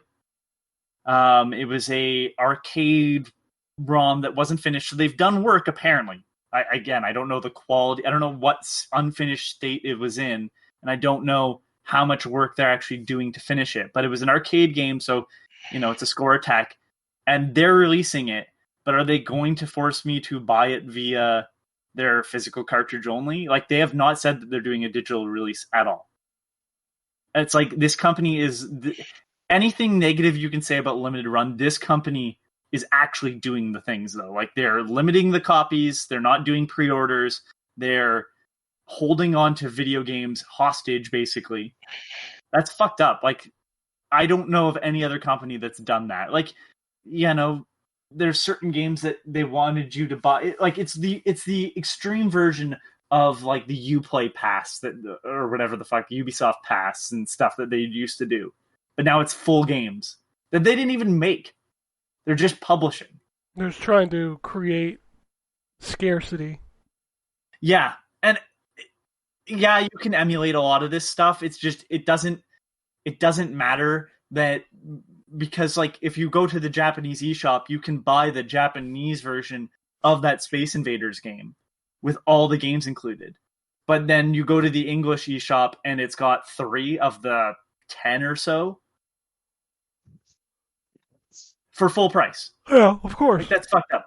Yeah. It's extremely fucked up. Speaking kind of going off of that, I don't know if you saw this. I'm sure you did, but somebody has a disc of the Castlevania game from the Dreamcast. Yeah. That they're auctioning on eBay, and I know a bunch of the like preservation sites have been trying to pay for it, but they can't quite afford it. So I'll be interested to see where that shows up. By the way, little personal tidbit there. I've actually played that game. I was at that E3 that it was at. So Nice. I'd love to see that game. I'd love to see that game get dumped somewhere because I thought it was interesting. Granted, it was very rough when I played it, but still. Yeah. This isn't the unfortunately the first time that like a person has found something and then put it up for auction. I remember a long time ago, Unseen 64, who used to be one of the bigger names in preservation materials, and not so much anymore. They had the option of buying either a Glover 2 prototype or the prototype to Mystical Ninja. And it was one of those, we have to make a choice. Like, that's so shitty that you want to preserve both these games, but you have to make a choice to do it because these people are just auctioning them off. And if you don't buy them, they just disappear. Yeah. Into a collector's hands, potentially. So, Capitalism, yay! Yeah, that's how it works. Speaking of capitalism, WWE 2K22 was announced during WrestleMania last night. It was, yes. It was. Did somebody And not get... even just speaking of American capitalism there, you're speaking of Saudi Arabian capitalism too. So Absolutely. how did they announce it? Did someone come out and get stuck in the ladder halfway and then just shake around violently and fall off? Yeah. No, they had a trailer. It's got, I think, pretty heavily features Rey Mysterio, who, by the way, they didn't even see fit to put on the actual WrestleMania card, and had him do his, quote, WrestleMania match on SmackDown the day before. So, this is great. It's great planning to heavily feature Rey Mysterio in your trailer for your brand new WWE game and then not even have him on WrestleMania. Oh, it makes sense. Makes sense. Yeah. All right, one last WWEY. last tidbit before we go into the Sony conversation. According to rumor reports, Valve is looking to put Xbox Game Pass onto Steam. Wow. Yeah. Clever. So we'll see how that pans out. Between that, Discord, everything, Microsoft's going, Xbox Game Pass going to be everywhere except for PlayStation and Nintendo Switch. By the way, just a, no, go ahead. Oh, no, I was going to say, because I thought we were going to go into the Sony thing, I was going to say I have no idea what Ken's been talking about. Sorry. Go ahead, Ryan. I was just going to say, I was just going to make a comment because I know none of you guys really are that into it. So I just wanted to bring up the fact that at WrestleMania last night, they actually had a 30-minute rain delay before the show started because it was, because it's an outdoor show. And so they had a half-hour rain delay before they could even actually start night one of the 2-night WrestleMania. And one of the performers coming down slipped and fell down the ramp when she was coming down to the ring. I saw the GIF online. Yeah, I saw the GIF. Yeah, the funny thing is people have taken still pictures of it, and there's a part where she's like leaned straight back, and people have photoshopped it into the Michael Jackson Smooth Criminal video where he's leaning forward. The internet is very fast and very funny. I'm sure someone has put Randy Orton into that. I don't think they have yet. KO out of nowhere. They will for sure. All right, let's talk about this Sony news because, so there was a report that came out Friday. I think it was Friday. Was a a Jason Schreier special, the Mr. Inside Information, that internally in Sony there are lots of bad blood going around because, like we joke about on the show kind of regularly, Sony's template going forward for video games is big budget hit or nothing. And kind of the crux of this story was that Bend Studio, the studio that created Days Gone, was actually rejected in requesting to build a Days Gone sequel, and instead were tasked with remastering for the second time The Last of Us. No, I thought Last of Us was... So I do know what you're talking about. I just didn't realize this was as big of a thing as... So no, from my understanding, it was some bigger names at Sony had developed a new studio. They were going to remake The Last of Us. Why that would be the thing that you go to remake is beyond me. It's already been remastered. Exactly. Yeah. But okay, sure. So they were going to do that. Then Sony handed it back to Naughty Dog. Be like, no, remake this. And so that studio just kind of folded, I guess. What? I don't even know. Like, basically, Sony is just saying, like, if the game is not going to be a multi-million seller, we don't want to bother with it. Actually, no. It's worth pointing out that that's not their attitude, because Days Gone was a multi-million seller. It was the biggest Sony game of 2019. Yet that still doesn't get Bend Studios the option to make another one. How crazy is that? What are they thinking? It's like it was the biggest selling game for them of a year. Still not good enough. But it wasn't critically It's received. clear. That's what I was just getting ready to say. It's clear that a big driver for their behavior is critical acclaim. Now, as to why that's the case, I'm not sure. But if you look at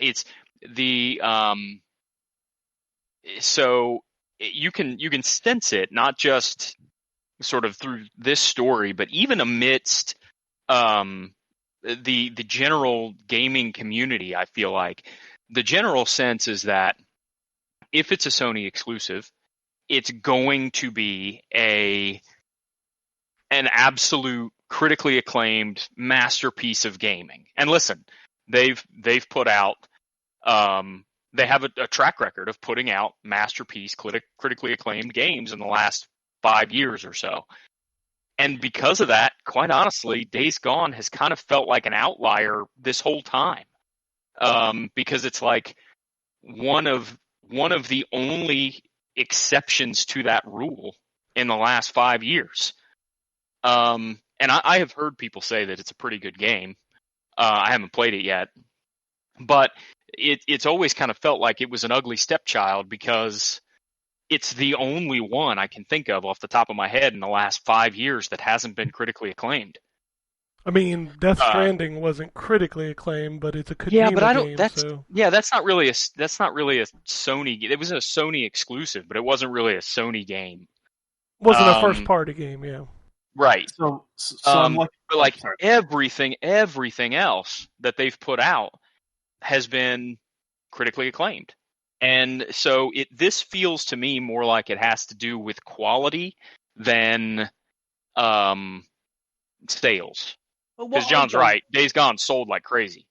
I don't like that idea because as good as Uncharted was, Uncharted 2 was so much better. And to not give Bend Studios the chance to, considering it was a financial success, to iterate and maybe improve on it seems very harsh, especially since those guys obviously worked very hard on that game. And to be pushed aside as a remake kind of support studio, essentially, is a kick in the teeth. Yeah, I don't disagree with you at all, John, but I will say it's a completely different environment than it was when the first Uncharted came out. It's a shame. And even the first Uncharted was, you're right, it only got like 8s or 8.5s in the reviews. But if you think about how many games came out after the first Uncharted that sort of aped that style, it was pretty influential. How many people used Nolan North to basically play the same character. I'm not even kidding. It was just like No. to everybody jokes about it, but like he did such a good job that other studios were like, no, Just be North. Nathan Drake. Yeah, just be Nathan Drake. This Right. Nathan Drake is gonna fly with a jetpack on at the end of the game, but we're gonna sell it up front like that. God damn and the it, game's Dark called Void. Yeah. But Real like games, yeah, games of gold. so But I- John, to your point, it is unfair. I think I didn't make that point when I should have. It is unfair, I think, to the studio or to the team at Bend, where you have certainly a lot of players who would like to see a sequel to that game. You Especially would when Well, they think, hey, it left landed on it a open. cliffhanger as well. yeah, Yeah. you would think the pipeline would go the other way, and you would take some folks from studios that have made critically acclaimed games and assign them to something that was popular but wasn't as great as it could have been, to maybe make the sequel something that's more along the lines of the critical expectations that you have. So I'm looking at Jason Schreier's tweets because I was like, I remember reading the article, but now it won't let me read the article because Bloomberg. You've reached your max of free articles Yeah, for the day, yeah, Anthony. fuck you, you piece of shit, pay us. And I'm like, no. So he's saying in 2018, a small team of PlayStation developers tried to build their own studio to remake The Last of Us. That is just baffling to me that like they were like, let's build a small team and we will remake The Last of Us. They didn't need to be remade. Anyways. No. But then the studio doesn't exist anymore. That Sony Bend tried to get Days Gone 2, but because the critical reception was mixed, it wasn't seen as a viable option. One team at Bend was assigned to help Naughty Dog with a multiplayer game, while a second group was assigned to work on a new Uncharted game with supervision from Naughty Dog. Some staff, including top leads, were unhappy with this arrangement and left. Bend's developers feared they may be absorbed into Naughty Dog, and the studio's leadership asked to be taken off the Uncharted project. They got their wish last month and are now working on a new game of their own. Jesus, Yeah, I mean- seems like there's some real bad blood in there. To be fair, to be, just to paint the other side of this picture here, the one thing I'll say about Days Gone that is not in its favor is the fact that it's not as good as their other zombie game, and it's not as good as their other open world game, or games. So, I mean, it's a zombie open world game that's not as good a zombie game as Last of Us, and not as good an open world game as Horizon or Spider-Man. So it's, I would compare it more to Horizon just based on the fact that like Horizon, you do basically the same things, but there's things to do actually in Horizon, which was my problem with the Days Gone. I would spend a lot of time driving, but then I'd be like, but there's not a lot to do here. Yeah, there's the basically don't go looking for anything that's not marked on a map because there's no point. And it's like, well, why is this world so big then? Like this could have literally been a third of the size it is, because it's 3 maps put together and they're all super fucking big. So, I mean, that's the other thing. It's hard to justify an open world game at this point, because unless it's going to be as good as the other open world games that are out there, it's going to get swallowed up. So that's the other thing that makes it tough. Yeah. But sorry. No, I was just going to say, I just kind of want to go, like, I think the thing, like, the conversation on the internet has been hyperbolic because that's what the internet is. Like, Sony's not in trouble. Sony's not fucking up. They're not going to lose because of this decision. My concern with this is that these actions, these moves, these decisions feel like post PS2 PlayStation,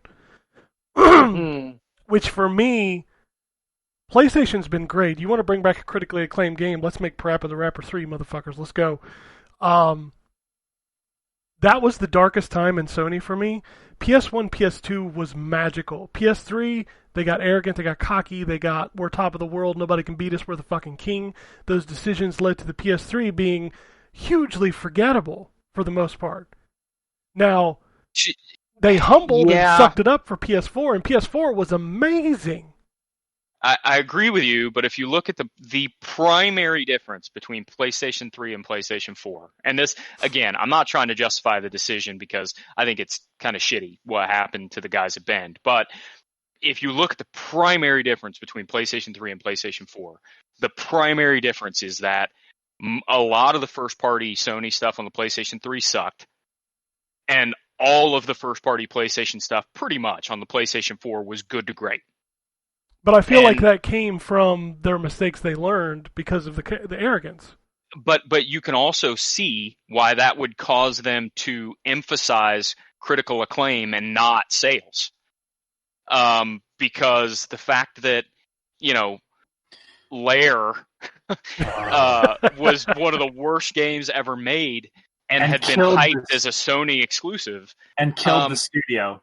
They had way too many games on the PlayStation 3 that were Sony exclusives that were hyped that just weren't very good. But you mentioned critical acclaim, but we aren't seeing another Gravity Rush game ever. Well, but it's got to be a combination, right? I don't disagree with you, but there's critically acclaimed they don't sell very well. And then there's critically acclaimed AAA stuff, which is really what I'm talking about. Yeah, stuff that sells, but is also... You're basically referring to a game of the year type of game where it's going to sell a ton of copies and people are going to be talking about it all year. And people are going to buy the console to play it. Yes. That's really what it is. You want to be able to say, you can't play. See this list, this top 10 list that XYZ famous critic put out this year. You can't play 5 of the games on this top 10 list unless you have a PlayStation 5. That's what they want to be able to say. And the stuff like Gravity Rush, as much as I like Gravity Rush, doesn't sell PS5s. If they announce Gravity Rush 2 tomorrow, people who already own a PS5 would be like, or whatever, Gravity Rush 3. It just shows you how let out to die that sequel was. I played the first one. I never played the second one. But the nobody's rushing out to try to buy a PS5 that they can't buy anyway because of a Gravity Rush sequel. You can't buy them. It's not the same as Spider-Man or God of War or Horizon or any of their other major franchises that they're counting on to sell systems and to be able to say at the end of the year, look at this list and look how many critically acclaimed games are on it that are exclusive to PlayStation compared to what's on the list for Xbox. I agree with you. I think, though, that thinking is going to be more detrimental because it's not going to take In the long chances. Term, because you're going to lose innovation. Let's be honest here. The last generation, and I'm going to include Last of Us in there because even though it was a PS3 game, it came out so late. It was a launch title for the PS4. It was cross-gen for sure. Yeah. So you look at that, The Last of Us, as much as I don't care for that type of game, that was a risk for that studio to make. Sure. The God of War remake, the reboot, sequel, whatever. That was a risk, but all that series was dead basically because they were putting out games on the PS3 and no one was Ascension. You know what I mean? Ratchet and Clank was starting to have that towards the end of the PlayStation 3, into the Nexus. Nobody talks about Into the Nexus really, because it wasn't early on. My point is eventually this sort of dies out, and my fear is right now I feel like Sony's games in general, not saying every game, are starting to feel similar. Maybe because that they're so going for that blockbuster that's very formulaic, and it's Spider-Man I can only get on PlayStation. Spider-Man's the outlier because it's Spider-Man, so you either like Spider-Man or you don't. But it's is the next God of War game going to just be more of that? Is the next Horizon going to be just more of that? Is the next Last of Us, if they make another one, going to just... It's like, if that's the case, like we're getting back into that, what basically was slowing down those franchises, other than Uncharted, I think, on the PS3. You know, where it's like, you just, they need to, so, and the only reason I say that is, like, they put out Days Gone. Days Gone, I reviewed it. It was flawed, but I saw potential. They're like, well, no, even though people liked it, they didn't like it enough. We're not doing that. Well, it took chances that I wasn't seeing in other video games. Some of them were fails, some of them were successes. But, like, now they're like, well, no, none of that. Here, you'd work on Uncharted, or not Uncharted, Last of Us remake. Well, yeah, you know, that to me is, like, not the greatest idea ever. It's almost like if Nintendo New Super Mario Brothers like they were for a while. It gets stale. Even if the games are good, it gets stale. You see diminishing returns. I agree with your underlying point completely. But what I will say is that you're right. The Last of Us was a risk for Naughty Dog because it wasn't another Uncharted game, but it was a risk taken by a studio that had a existing pedigree of critically acclaimed games. Yes, you're right that the new direction for God of War was a risk, but it was a risk in a series that had a pedigree of critically acclaimed games, and it wasn't much of a risk anymore because, like you said, the last couple games weren't as acclaimed as the first couple. Days Gone was a risk in a different way, in that you weren't taking a studio that was coming off a critically acclaimed game and saying, here, make something different. And so when they took the risk and they didn't get the results they want, it's not as surprising to me that they didn't greenlight a sequel. Because you're right, it was a risk. And when they take that risk, their expectation is that they get something back in return. And if they didn't get what they expected to get back in return, they're not going to take the risk again. For sure. I don't know. It's just, it makes me sad as a gamer that things could get stale again because, like you said, God of War, Horizon, those were amazing experiences, and I don't want to diminish. I don't want those to get diminished over time because they're just trying to capture that again and again and again. I think that's that's my fear. That's the cycle that this industry has survived on for the entire time it's been around. Stuff gets stale until somebody makes something that's not stale, and then a big franchise either copies it or does something relatively similar and gets back into good graces. That's been the life cycle of this industry since the very beginning. It's just making a lot more money doing that now. Yeah, I guess I just don't want studios as talented as the ones under the PlayStation banner to get stale because they make great games. No, and I don't want them to lose talent either. Like, that's the thing. Like, you have all these people that in the conversation about, like, oh, well, exclusive games. Well, that could happen if these people feel dejected by Sony and Microsoft offers them something. And I realize if they're working for Sony, they're working exclusively still. But it's just if you own the studio, it's a bit different. If it's a studio you have made from the ground up, or at least you have worked with them since the beginning, like Naughty Dog and stuff, it's weird. It's a weird thing to be kind of witnessing. And you were here last week. Oh, sorry.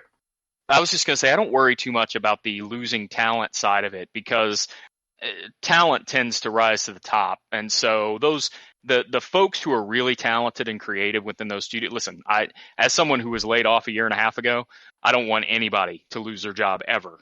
But the generally speaking, when one of these breakups happen and people are mad, the talented ones that go off to create their own stuff will find success. They may not find success that's exclusive to Sony, and so I can understand why Sony wouldn't want them to leave. But as a gamer, they'll find a spot somewhere else and they'll make something else that's pretty cool. And maybe I can play it on my PlayStation 5 or maybe I can play it on my Xbox. I don't want people to lose their jobs and then not be able to find something else. But, some of the most important studios that we've ever had in the history of video gaming have come from people getting pissed off and starting out on their own. Yeah, that's fair. Respawn. Yeah. Respawn's a great Perfect. example. Yeah, perfect example of that one. All right. And you. Oh, hold on. And you Go two weren't. You weren't here last week, but we talked about like the Japanese studio closing, Yeah. and that it's like sucks. Sony has zero focus on Japan, and it's like They don't sell consoles in Japan anymore. Only Nintendo well, does. but there are still Japanese developers making video games, and it's just disappointing that like their Japanese division is gone. I mean, Japanese video games right now, dude. Come on, Dark Souls, Monster Hunter, Resident Evil. Yeah. That shit is hot. Come on. You lost the mind behind Silent Hill, who was just, I guess, sitting there at your studio because he hadn't done anything, like Siren. You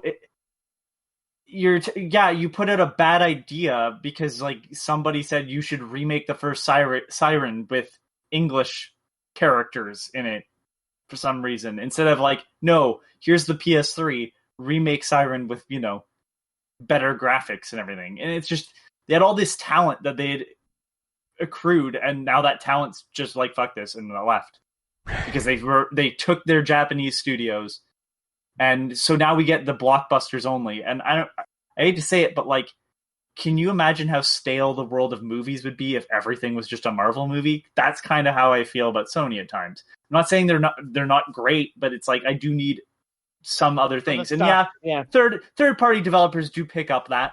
I will admit, of course, but it's just Sony took a lot of chances, and I wish they would just do some of that still in the side. I made a comment on when this story hit on a friend on Twitter, and who was sort of voicing his dismay over this Japanese studio and the whole Ben situation.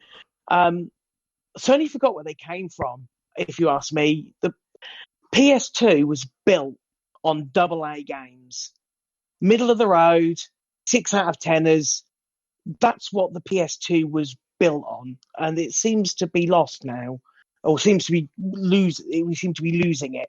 And there is definitely room in this world for mid-budget, not indie, but not AAA. There is definitely room for games like that to exist. You're 100% accurate. And I just see this move as taking that, well, not taking it away, but removing part of it. Because, again, I would say Days Gone was a AA game, marketed as a AAA game. And I just think that by not getting this second game, it's frustrating. And yeah, as Anthony said, we're going to end up with a gaming industry that is just Call of Duties and cover shooters and Uncharted. It's stale. Yeah. So just the one thing quickly that I would say is I would draw a parallel to the recording industry. And I would say your big dogs in the recording industry aren't the ones that are taking chances, generally speaking. They're the ones that are waiting for other people to take chances and then either going in and scooping up those artists or are then making their own artists copy that style. And it's the same thing here, I think, which is why you see, back to our original story, Microsoft snapping up all these studios and game creators, because they're waiting until somebody else takes the chance, sees it's successful, and then they copy it. Yeah. Which, again, is just like the recording industry. And I hope it pans out. I do.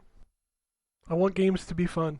They're the best when they're fun and stupid. And you want a good selection of them as well. Absolutely. I like to play this, and then I like to play that. And they ain't got to be exclusive to each other. I will say this as the last thought I have on it, though. The amount of people because I don't like The Last of Us, so my opinion's kind of like I don't like Naughty Dog games, so my opinion's kind of skewed, of course. But the amount of people that are like, we don't need this, we don't want a remake, we just want other games. I was surprised of how many Naughty Dog fans, Last of Us fans were like, who asked for this? No one asks for it. You've had a remaster, 2014? Yes. What are you going to do that hasn't already been done? You can't. There's nothing. Your frame rates, the remake on like the PS4 Pro and I guess the PS5 is 60 frames per second. It's what 4K. What are you going to do? You can make the shooting good. It's my least favorite trend in gaming in the last 10 years is all of the remakes and remasters. And the notion that everything ends up getting a remake or a remaster. It's like, it's not necessary. No, it's just not necessary. I can understand something like Mass Effect. I do feel that those, especially the first game, has aged incredibly poorly. And I think coming back to it and looking at the changes that they've done, I can understand, yes. I am looking forward to seeing that. But The Last of Us, no. That's a game that didn't need to be remade. Demon's Souls, that was. I can understand that. But you're talking about a game that's 8 years old. It's 8 years old since the PS3 version came out. And it's getting 2 remasters? Fuck off. That's the end of the conversation. Fuck off. Yeah, we can't end it any better than that. Yeah. All right, I'm gonna read this next email and then I'm gonna run to the restroom because this is all wombat. Oh gosh. So this comes from Adam. He says, "Hey guys, finally picked up." I think this is the exact same question we tried to answer last week, Anthony, and failed miserably. So we're gonna leave it to the wombat to answer this. Pressure's on. Hey guys, finally picked up Assassin's Creed Origins. Haven't played an Ass Creed game since the Ezio games, and damn, I was missing out. Thanks for the recommendations. A few times you guys have talked about playing Origins before Odyssey. I'm just wondering, what are a few of the reasons? Is it the gameplay, the story, the quality of life improvements? I'm loving Origins right now, so I can't wait to see how it improves. Also, is Valhalla another step up, and are the story DLCs for these games worth it? Okay, so this is the exact same question, Ryan, and I tried my best. Hey, let the side down. I believe I said you start with Origins because of the story, and then the gameplay got better in Odyssey, and then I said I think it was a sidestep, more like it was a sort of different direction for Valhalla. Not that it was a step up, but more like it was another offshoot almost of it. Yes. So that's actually a pretty. You did a valiant job. Yay! I get a participation medal. Yeah. So first off, I'm glad you're playing Origins, and I'm glad you're enjoying it. The reason that I have always said it's important to play Origins before Odyssey doesn't have anything to do with story. The stories in the two, the modern day story in the two is interconnected, and so there are some storyline reasons to play Origins in advance of Odyssey, but it's not like oh my god, you have to play this one first on the story side. The reason I say you should play Origins first is because the combat in Origins is a lot more deliberate, and it's more based around sword and shield being a more viable option and defending when you're attacked. You can tell that the team, when they made Origins, was influenced by the Souls games, not necessarily in terms of difficulty, but in terms of sort of more weighty combat mechanics. And also, Odyssey takes the things that Origins does well and does them even better. So it's just really tough to go backwards when you've played Odyssey and seen the sort of quality of life improvements that come along with Odyssey in, not just in travel, but in the way the story is told, and the actual combat itself. It's just difficult to go back in time from that regard. Valhalla is different. It's much more viable, I will say, in Valhalla to find one weapon type and just stick with it the entire game. There are some of the weapon types in Valhalla that I just didn't enjoy all that much. And some of that is because you're fighting a lot of people in Valhalla that are they defend heavily. So you're fighting a lot of people with shields, and you're fighting a lot of people that block a lot. And so there are some weapons that are just more viable against that than others. You have a stamina meter for heavy attacks and dodging in Valhalla, which changes the game. It makes Eivor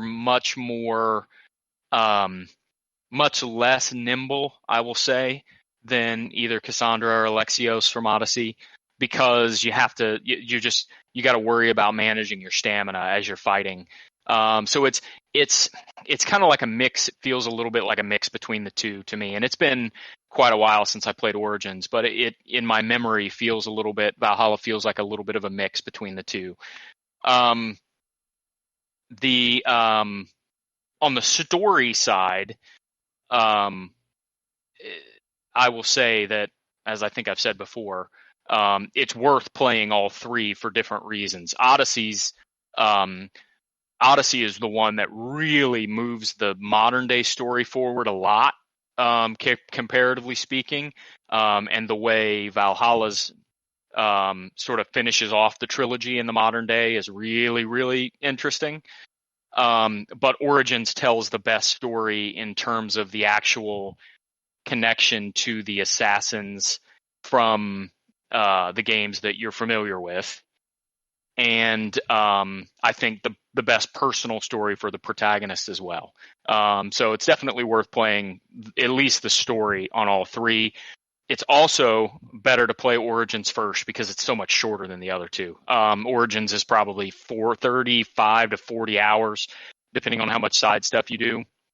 And I have, as previously mentioned, over 100 hours in Odyssey and just over 90 in Valhalla. So it's definitely easier to go through Origins. So yeah, hopefully I think I touched on all of them, on all the questions he had. See, you were the right person to answer this question. Well, I mean, I hope so. After, 250 combined hours in those three games over the last 5 years, I would hope I'd be the right person to answer the question. All right. The next email is a follow-up to last week's email that Anthony and I answered, which I don't think Anthony really knew much about it, but he said, he gave me the recap of what he said, and he did an admirable job. The next email up. The next email. Oh, okay. This was about a TV recommendation. This comes from Rick. He says, thank you for the TV recommendation. Ken, I knew you were the guy to ask. I will be scooping up the LG OLED 65C1 as soon as we move in. Why does Anthony have to ruin the illusion that Pawn Stars is real? I love that show. I'm sorry. I'm sorry. But, do you think Steve Carell's just showing up on it because he has something to pawn off? No, I'm joking. I know all that shit's unreal. It's like I'm talking to everybody. Storage Wars is even worse. I love Storage Wars until you found out that they used to plant stuff in there. Like, that's no It's fun. called salting. All those shows are scripted. Yeah. For anybody that doesn't know, salting is an old mining term where you would make it look like the hole you dug had more in it than it actually did. So what they do is they put something inside the storage container, or whatever, locker or whatever, that is clearly going to be of some value so that they have something to talk about in the show. From my understanding, a bunch of people have been pissed because there's people that actually did that for a living. I think some of those people actually did as well before they became, I guess, TV stars, if you want to call them that, reality stars. You can't really do that to find anything now because a bunch of people just go and buy shit. And that whole industry is gone because everybody just bids a lot thinking that they're going to find something. That's not the case. All right. To be fair, it's a pretty predatory industry anyway. So Oh, for sure. I mean, I like if you're gonna ask me like how I feel, but like some people just load it up and then refuse to pay, and then don't come and get their stuff. It depends on the person, of course. Some people can't pay, and that's really sad. But yeah, like that whole show is a piece of shit. A&E is a piece of shit. TLC can fuck itself too, just while I'm on this subject, because they just are like, well, look at this person that we found. Aren't they a fucking like, okay. Just You don't can fuck right off. That's some horrible morals there. just don't ruin my fantasy and tell me wrestling is fake. All right, we're moving on. He also says Wrestling is not fake. It's, what is it, pre-planned? What is it? What's the term they Scripted. use? Scripted, thank you. predetermined. yeah. Predetermined, yes. Fake. He says, "Hey, things." Hold on, they get hurt, so I'm not calling it fake. Those guys wouldn't get injured.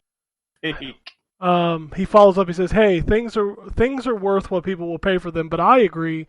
$660,000 for an unusable cartridge is a bit ridiculous. Thanks, guys, and Yeah. cheers." My dad last night had seen that, and he said, we should have just taken every one of those Nintendo games that you wanted and just left them sealed and not let you play with them. Yeah, You know how much money we could have had? We'd have been rich, bitch. I mean, the more I hear about that whole thing, the more I'm just like, they have to. That market hasn't been around long enough to naturally grow, so of course they need people to have these high numbers attached. That's the reason why you keep seeing like the most expensive game ever headline, because every time it's a headline and they mention WADA and Heritage and, oh look, they've made the news, not video game news, the news. Yeah, Like, Yeah. and so now people are like, whoa, video games are worth something. And it's like, it used to be that with, speaking of Storage Wars, there was an episode where a guy thought he had hit the jackpot with the Nintendo, but like, no, you didn't.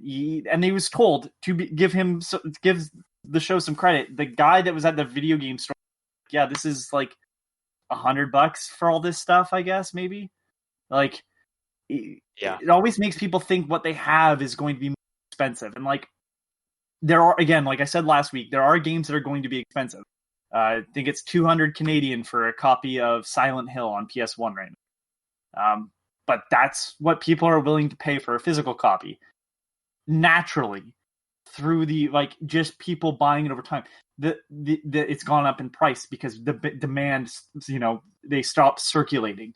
This is like, oh, well, you got to understand this rare variant that, we don't really know the amount of printings of, only existed for this amount of time, we think, and it's super rare, trust us, and then it goes for, over $500,000, and it makes the news, and then that, you look at the other auctions, and they're not going that high, because of course they aren't. Something's fucky with it. I'm sorry, I've got problems. I can't say that it's fake, because that's a lawsuit.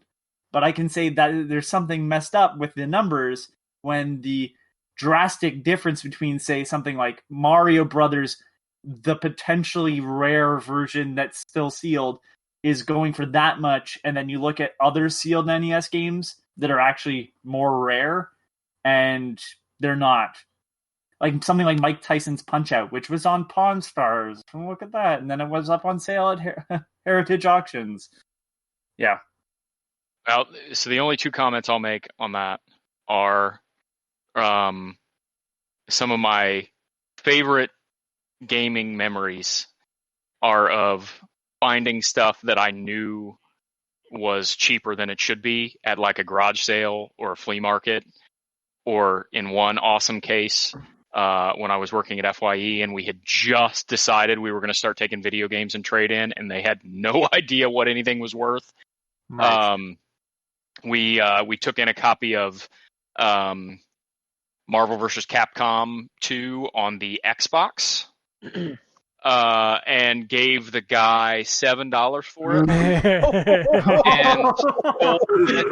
and put a price tag on it for $14.99 because that's what it said in the system it was supposed to be. And I told my boss, don't put that price tag on it. I'm buying it. don't worry about putting the price tag on it. Just charge me the $14.99, actually less than that because of my discount. And it was pristine too.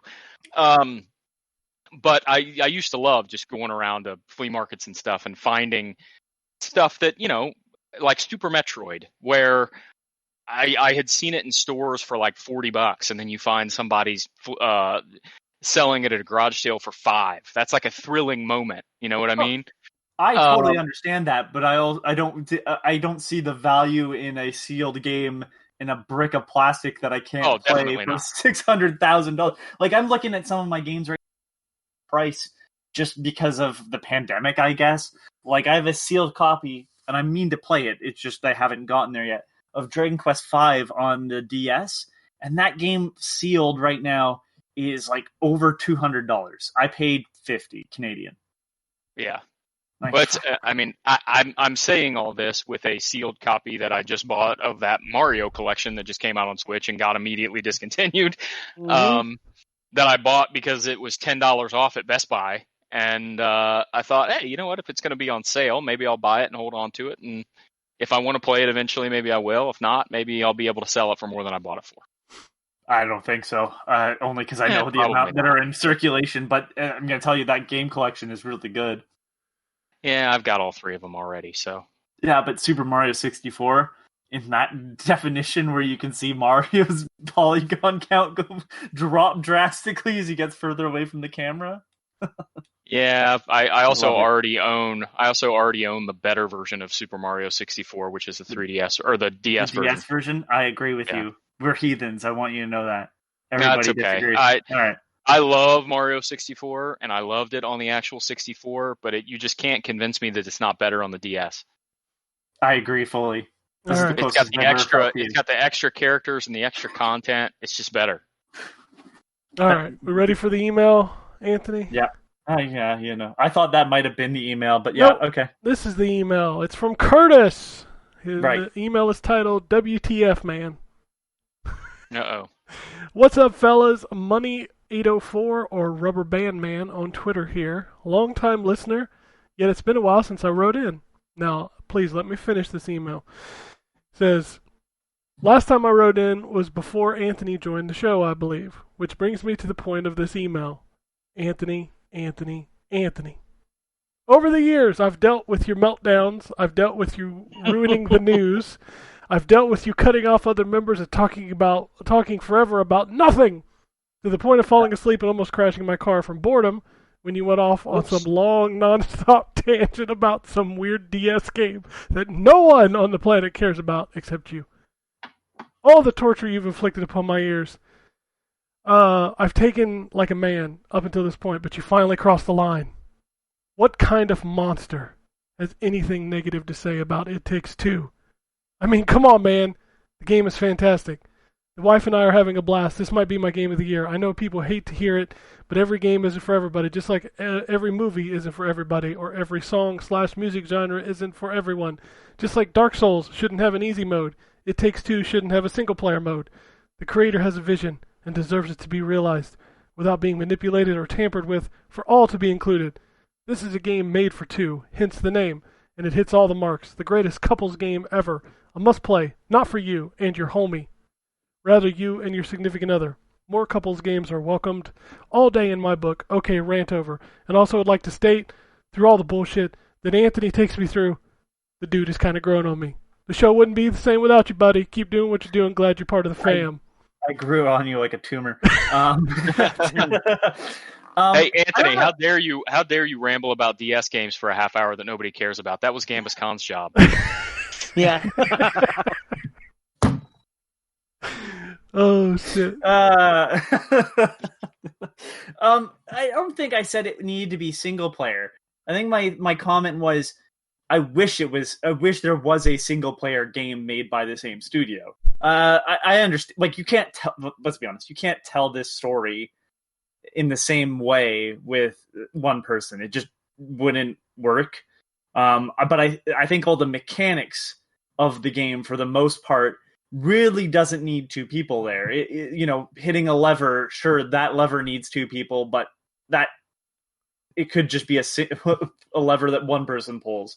There was a few moments, sure, that you couldn't do outside of co-op, but the mechanics of it felt great, except for that very long tree segment. That's I think what killed a bit of the mood for me in that game. That tree segment is so out of place with the rest of the game. Even further on, it's a very good game. I think part of the issue is that that at times though it felt like I was doing, or one of us was doing more of the work. So in the tree segment, for example, there's a part where the person doing the what is it? Not sap, and not honey, but the nectar gun. Yeah. Has to steer a boat. Well, my friend steered the boat well enough that I didn't really have to shoot anything. So at that point, I feel like I'm not contributing while he's doing all the work. And while it didn't happen as much with because I played as the female character the whole time, there's moments like that where you go, oh, I'm not really contributing to this in the same way. My friend would have to wait for me to do a bunch of platforming sometimes, because May apparently has to do more platforming than the male character whose name I forget right now. But like, it was a good game. To be fair, I wasn't like asking for this game for review. I think everybody just assumed I was taking it because I got a way out as my first game, and it was like, well, here you go. You're the Joseph Ferris reviewer. Yeah. This is my oh god, Neptunia. No, that's not fair. I like the game a lot. I just I see, you can't tell me that you wouldn't want to see Joseph Ferris and Hazelight take the mechanics you saw in this game and do a platformer like Super Mario 64 or Banjo-Kazooie, or something that doesn't have as many collectibles but is still a great platformer. Because everything in this game mechanically is fantastic. I don't hate that game. If I came off negative last week and I come off negative now, it's just that it's not a perfect game. It's a very good game. And the length, again, I say is purely because I have to review it, that I needed to get it done, more so than it actually being a problem. Because if you pay for it, you probably want a longer game. It's more money than a way out, but I think it deserves that cost too, especially if you go and split it with someone. And if you can play it with someone in the same house, I am sure it's 1,000 times better than playing it online. All right. Last part of this email. P.S. Somebody better tell Ryan to download Outriders. I wasn't too impressed by the demo, yet this game is super solid, fun loot cycle, plenty of said loot, satisfying play cycle also, and for free 99, it's a damn good time. Gotta love Game Pass, man. Y'all keep up the good work. I'll try not to be a stranger in the future. Yeah, I mean, if it was free on PlayStation, I would probably download it. But I'm not going to download it to play on my last gen system, especially with the way it performed on my next gen system. And I'm also not going to download it on my last gen system when that's not the system that I play on the most now. So eventually, maybe once I get a Series X, maybe I'll decide I want to give it a try. But I'm not really interested in going back to boot that one up on the Xbox One. All right. Next email comes from Antonio. He says, "The Sony I know and love is dead. The basement walls are littered. Wow. The basement walls are littered with evidence of my fists. If it hadn't been for my mom consoling me by offering to stock up on Lunchables, I would have done more damage." I always forget how his emails are written. They said no to Days Gone 2, and then they let Kojima talk to Xbox? This is a pain not even Vicodin can quell. My mom says I'm overreacting, but am I really? Sony has become that dad that never showed up to my games, and I have to deal with Microsoft showing up and being supportive of their kids. I want Sony, to show me that they care, and tell me everything's going to be okay. My mom says I should go for a walk to cool down some more, but that's just a ploy to get me out of the house so she can try to clean down there, which I won't fall for that again. The last time I did that, I couldn't find my WrestleMania 32 DVD when I got back. Oh my god. Oh man, that's great. Oh boy, last email comes from Sajad, and it's entitled "Time to Quit Overwatch." Uh-oh. Oh dear. Well, This one sounds Is like this it's an directed again. This is an intervention, Ken. It's not going to work. He says, number one, I feel for you, Ken. I really do. As someone who has put over 550 hours into Overwatch, newbie. is that all? Since it was released, I finally realized I had to pull the plug. I would spend hours a day playing ranked matches with either Reinhardt or Lucio as my mains, and I couldn't really understand why. I would shell out $60 for the latest AAA game, only to play them for about 20 minutes before returning to another Overwatch match. I can't really explain what makes it good. Maybe it's the same for chess players who constantly need to play the same game over and over again with their opponents.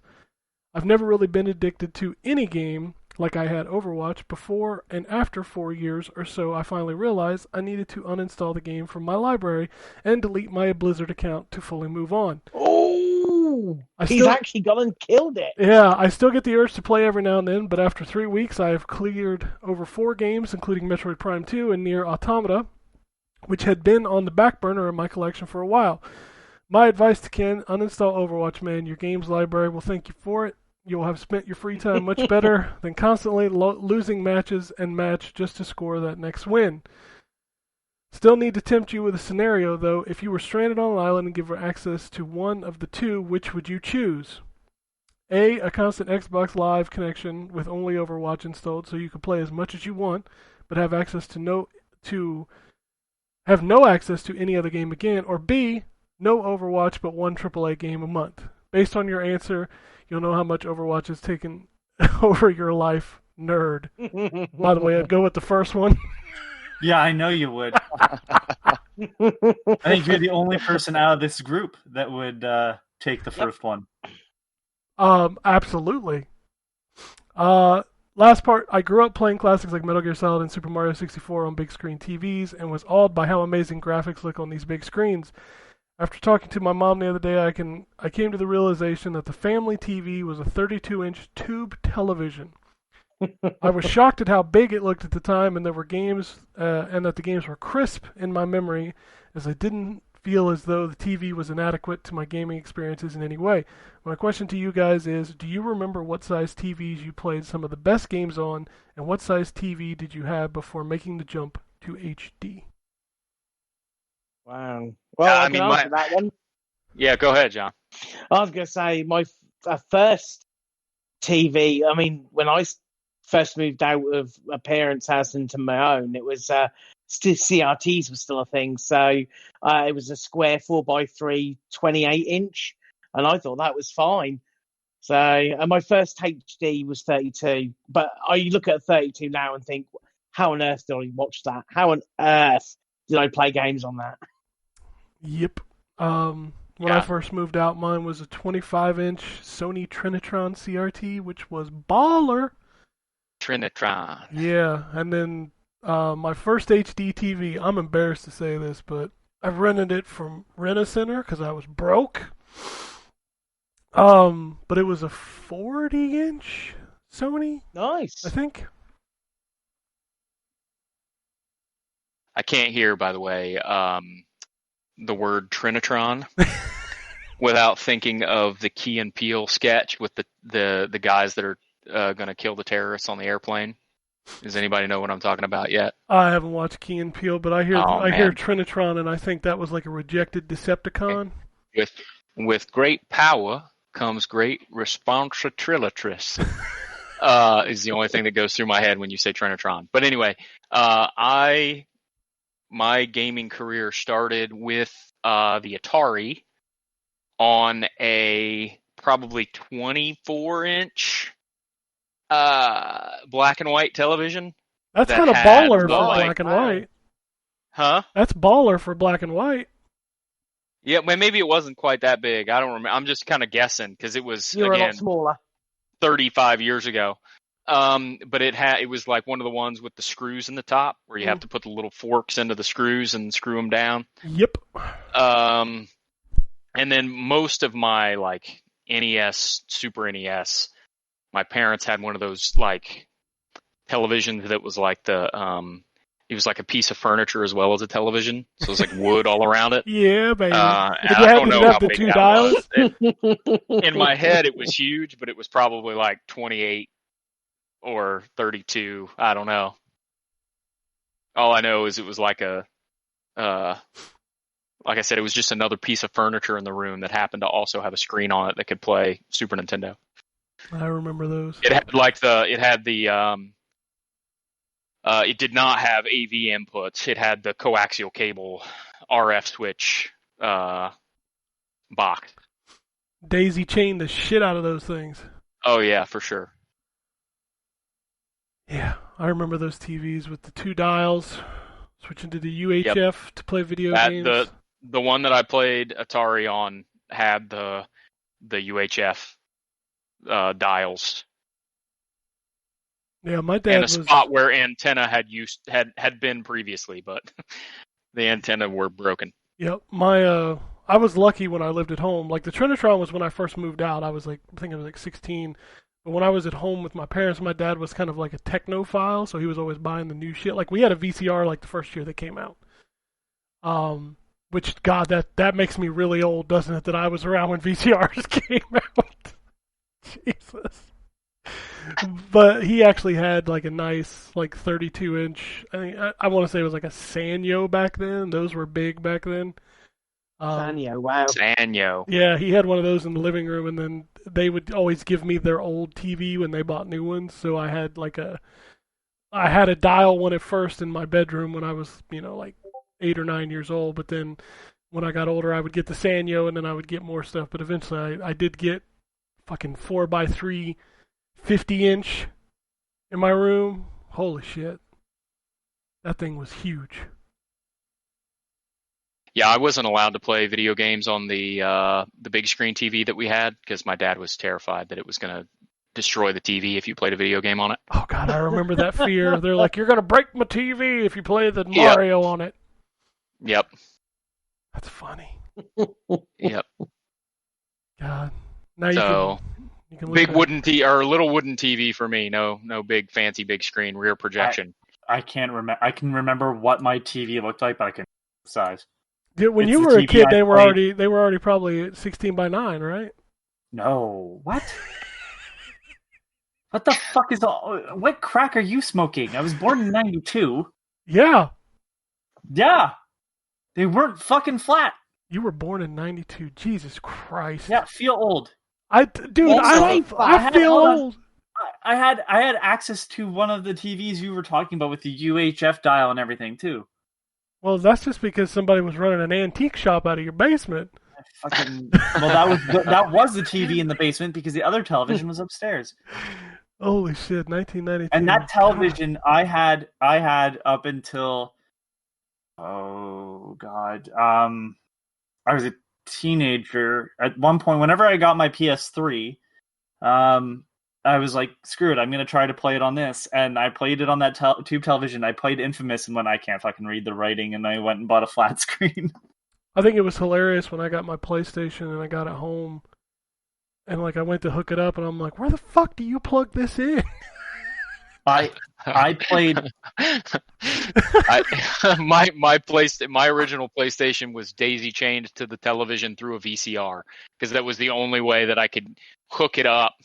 Because, like I said, the television only had the coaxial cable hookup in the back. Yep. Yeah. And that's how So I had to have the VCR hooked up to the coaxial cable and the PlayStation hooked up to the VCR. Yeah, I had no idea when I got home that it didn't have an RF box in it, and I remember my TV didn't have AV puts on the back, and I was like, how the fuck do I hook this up? And then I sat there for a minute, and I was like, man, you remember when we used to string VCRs together to copy Blockbuster movies?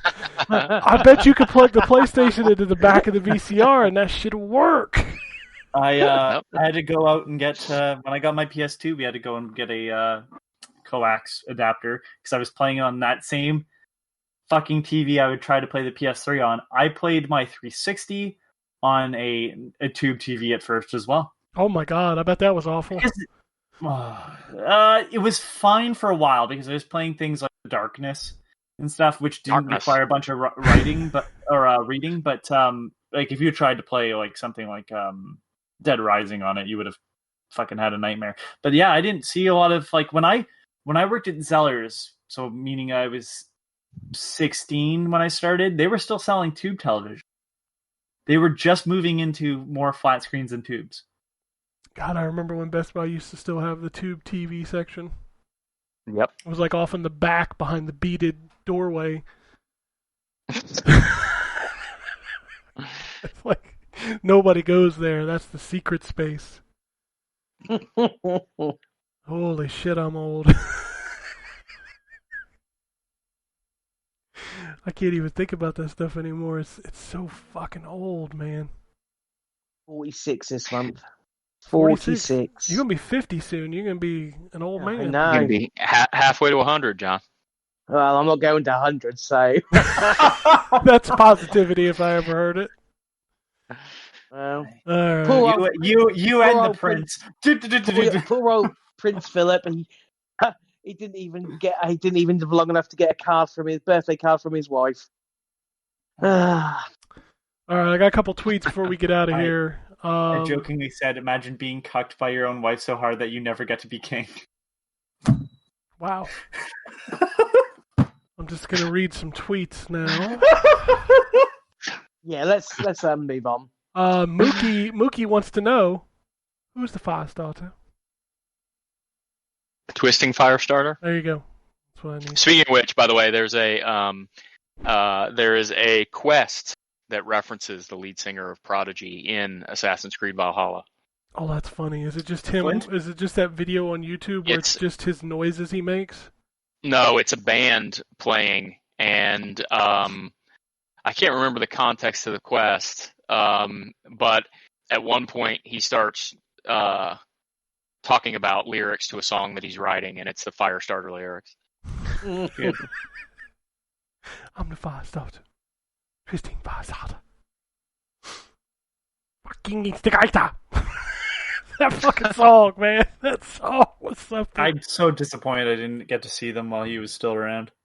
Oh, shit. All right. Curtis says, good day, fellas. What's up with all this Sony and PlayStation drama? Do you think PlayStation brand is in trouble? It's been a crazy week for Sony and PlayStation out here in Twitter land. Do you think PlayStation fanboys are just overreacting and Kojima in bed with Microsoft? Well, PlayStation fans are definitely overreacting because that's all they do, but I don't think Sony are in trouble. No, Sony's not in trouble. The brand's not in trouble. No. This is all a bunch of fucking hyperbole like everything else. No. Just like Game Pass is ruining the industry and Nintendo is stupid. It's all hyperbole. We live in the perfect society where all three are doing different shit and they're all doing awesome shit. So just enjoy it. Yeah, Ah, damn. exactly. All right.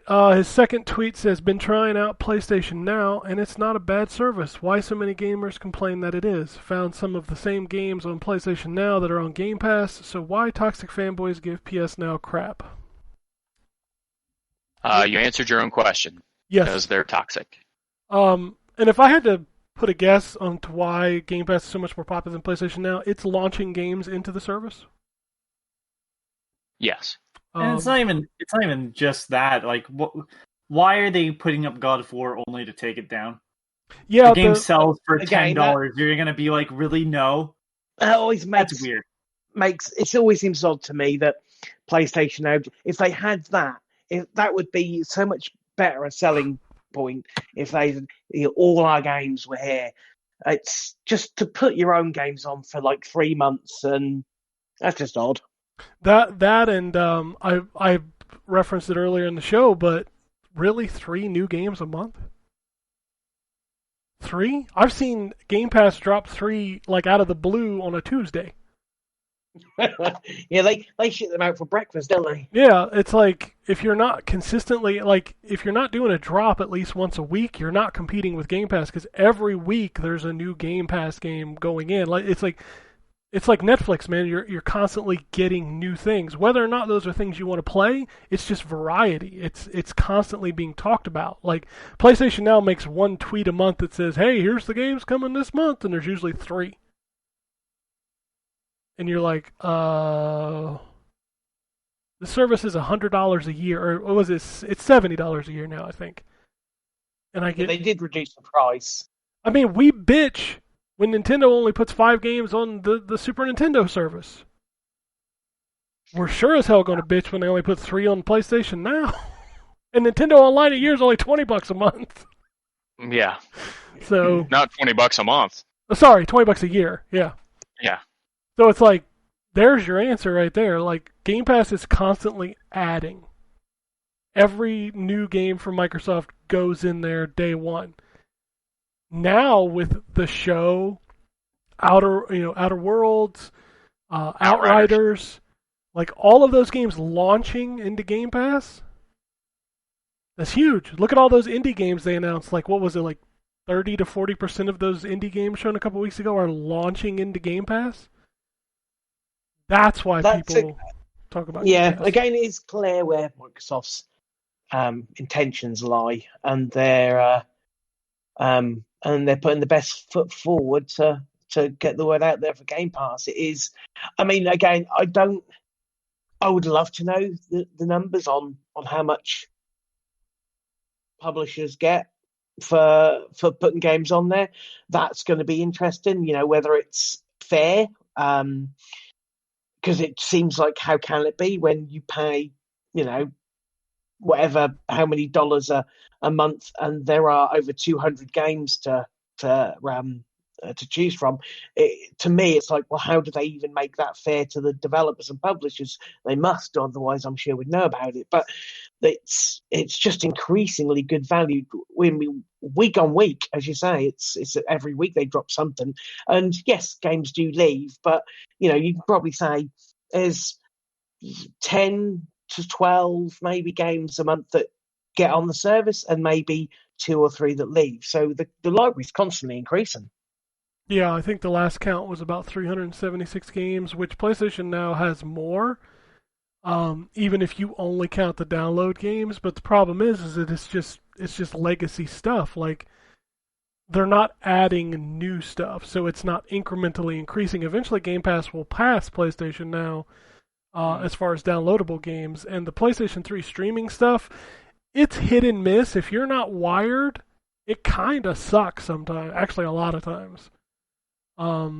It's not a great streaming service. You especially don't want to play shooters or fighting games on there because the latency is just bad on those kind of games. So, and like I've cycled through that PlayStation 3 like library a few times of stuff to stream, and I'll be real honest with you, like most of those games are kind of shit.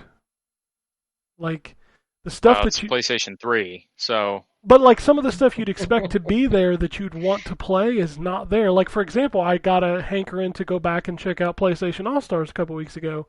It ain't there. Which is weird. That's a first-party game. Like, how is that not available to stream? Because it sucks. Now you're just being rude. Or maybe it's a licensing issue because some of the characters aren't theirs. Well, I mean, they're in bed with all the characters that weren't theirs. Yeah, but things like BioShock characters in there. Just put a big censor bar over him. I don't care. I just wanted to do Parappa's ultimate move because Parappa. I know I mention Parappa at least once a week. I love that fucking game, and then you bring it back. I do not like that game. I love the music. I love the style of the art. But boy, that's the game. But no, when you play the game really well, it's just like and I'm like, all right, this is. Yeah, but I don't care to play it really well. I just want to make the dog sing the song, and I'm good. That's fair. It's butter, joined the ball. I just want to make the dog sing the song. That's a back of the box quote. It should have been on the back of the box. It might have sold more than 5 copies. I still can't get over they ripped off the German experimental band Can for the Drive Test song. Like, what a weird thing just to steal that music. Step on the gas now, turn to the right. Yeah.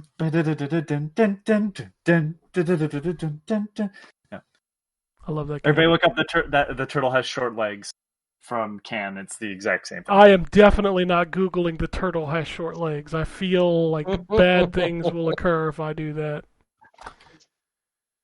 All right, that is all the tweets. If you want to tweet us at N4G Podcast, if you want to shoot us an email, which we had a lot this week, they were good. Podcasts at ZTGD.com. If you want to follow us on Twitter, I'm at ZTGD. Ryan is at WombatRP. John is at John WUK in the Hurls. Phoenix down rolling with Lost Odyssey. Getting all crying over there on that podcast. The memories. Just an episode of Drew crying. Yeah, just fucking weeping over there. I'd listen to that shit. But I think that's it for this week. We'll be back next week. Who knows what news will be next week? Sony probably What stabbed game somebody will in have the been face. delayed? There's a game every week that gets delayed. Anybody want to guess what next week's will be? I don't know. I would say Resident Evil, but I think that's going to be fine. I think that game is done. My guess is Ratchet gets delayed. How's that? I think Biomutants.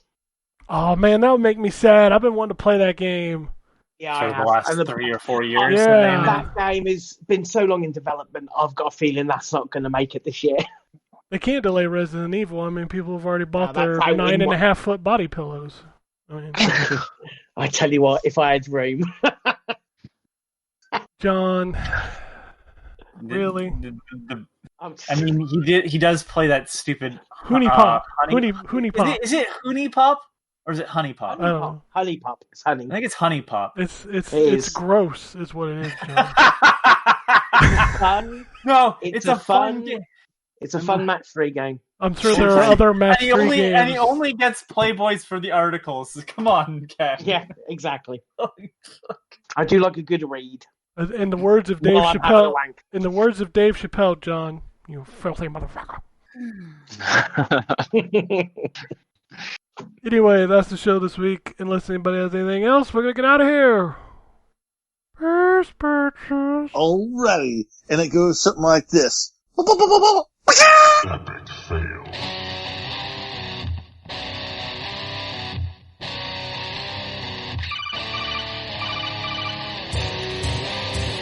Welcome to the N4G Podcast.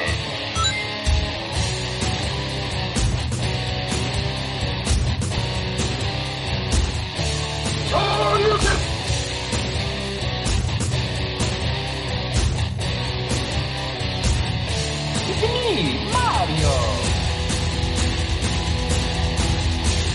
This is gonna be a very interesting episode. Gather time. Greetings, programs. I got lost trying to find my way to the secret underground N4G Radio lair. The Wombat. And always lived in anger. Killer Wolverine.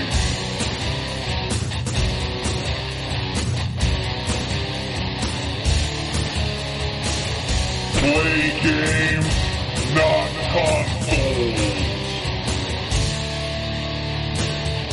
No fanboys allowed. And then I killed the dragon. 8.0. Killed the dragon.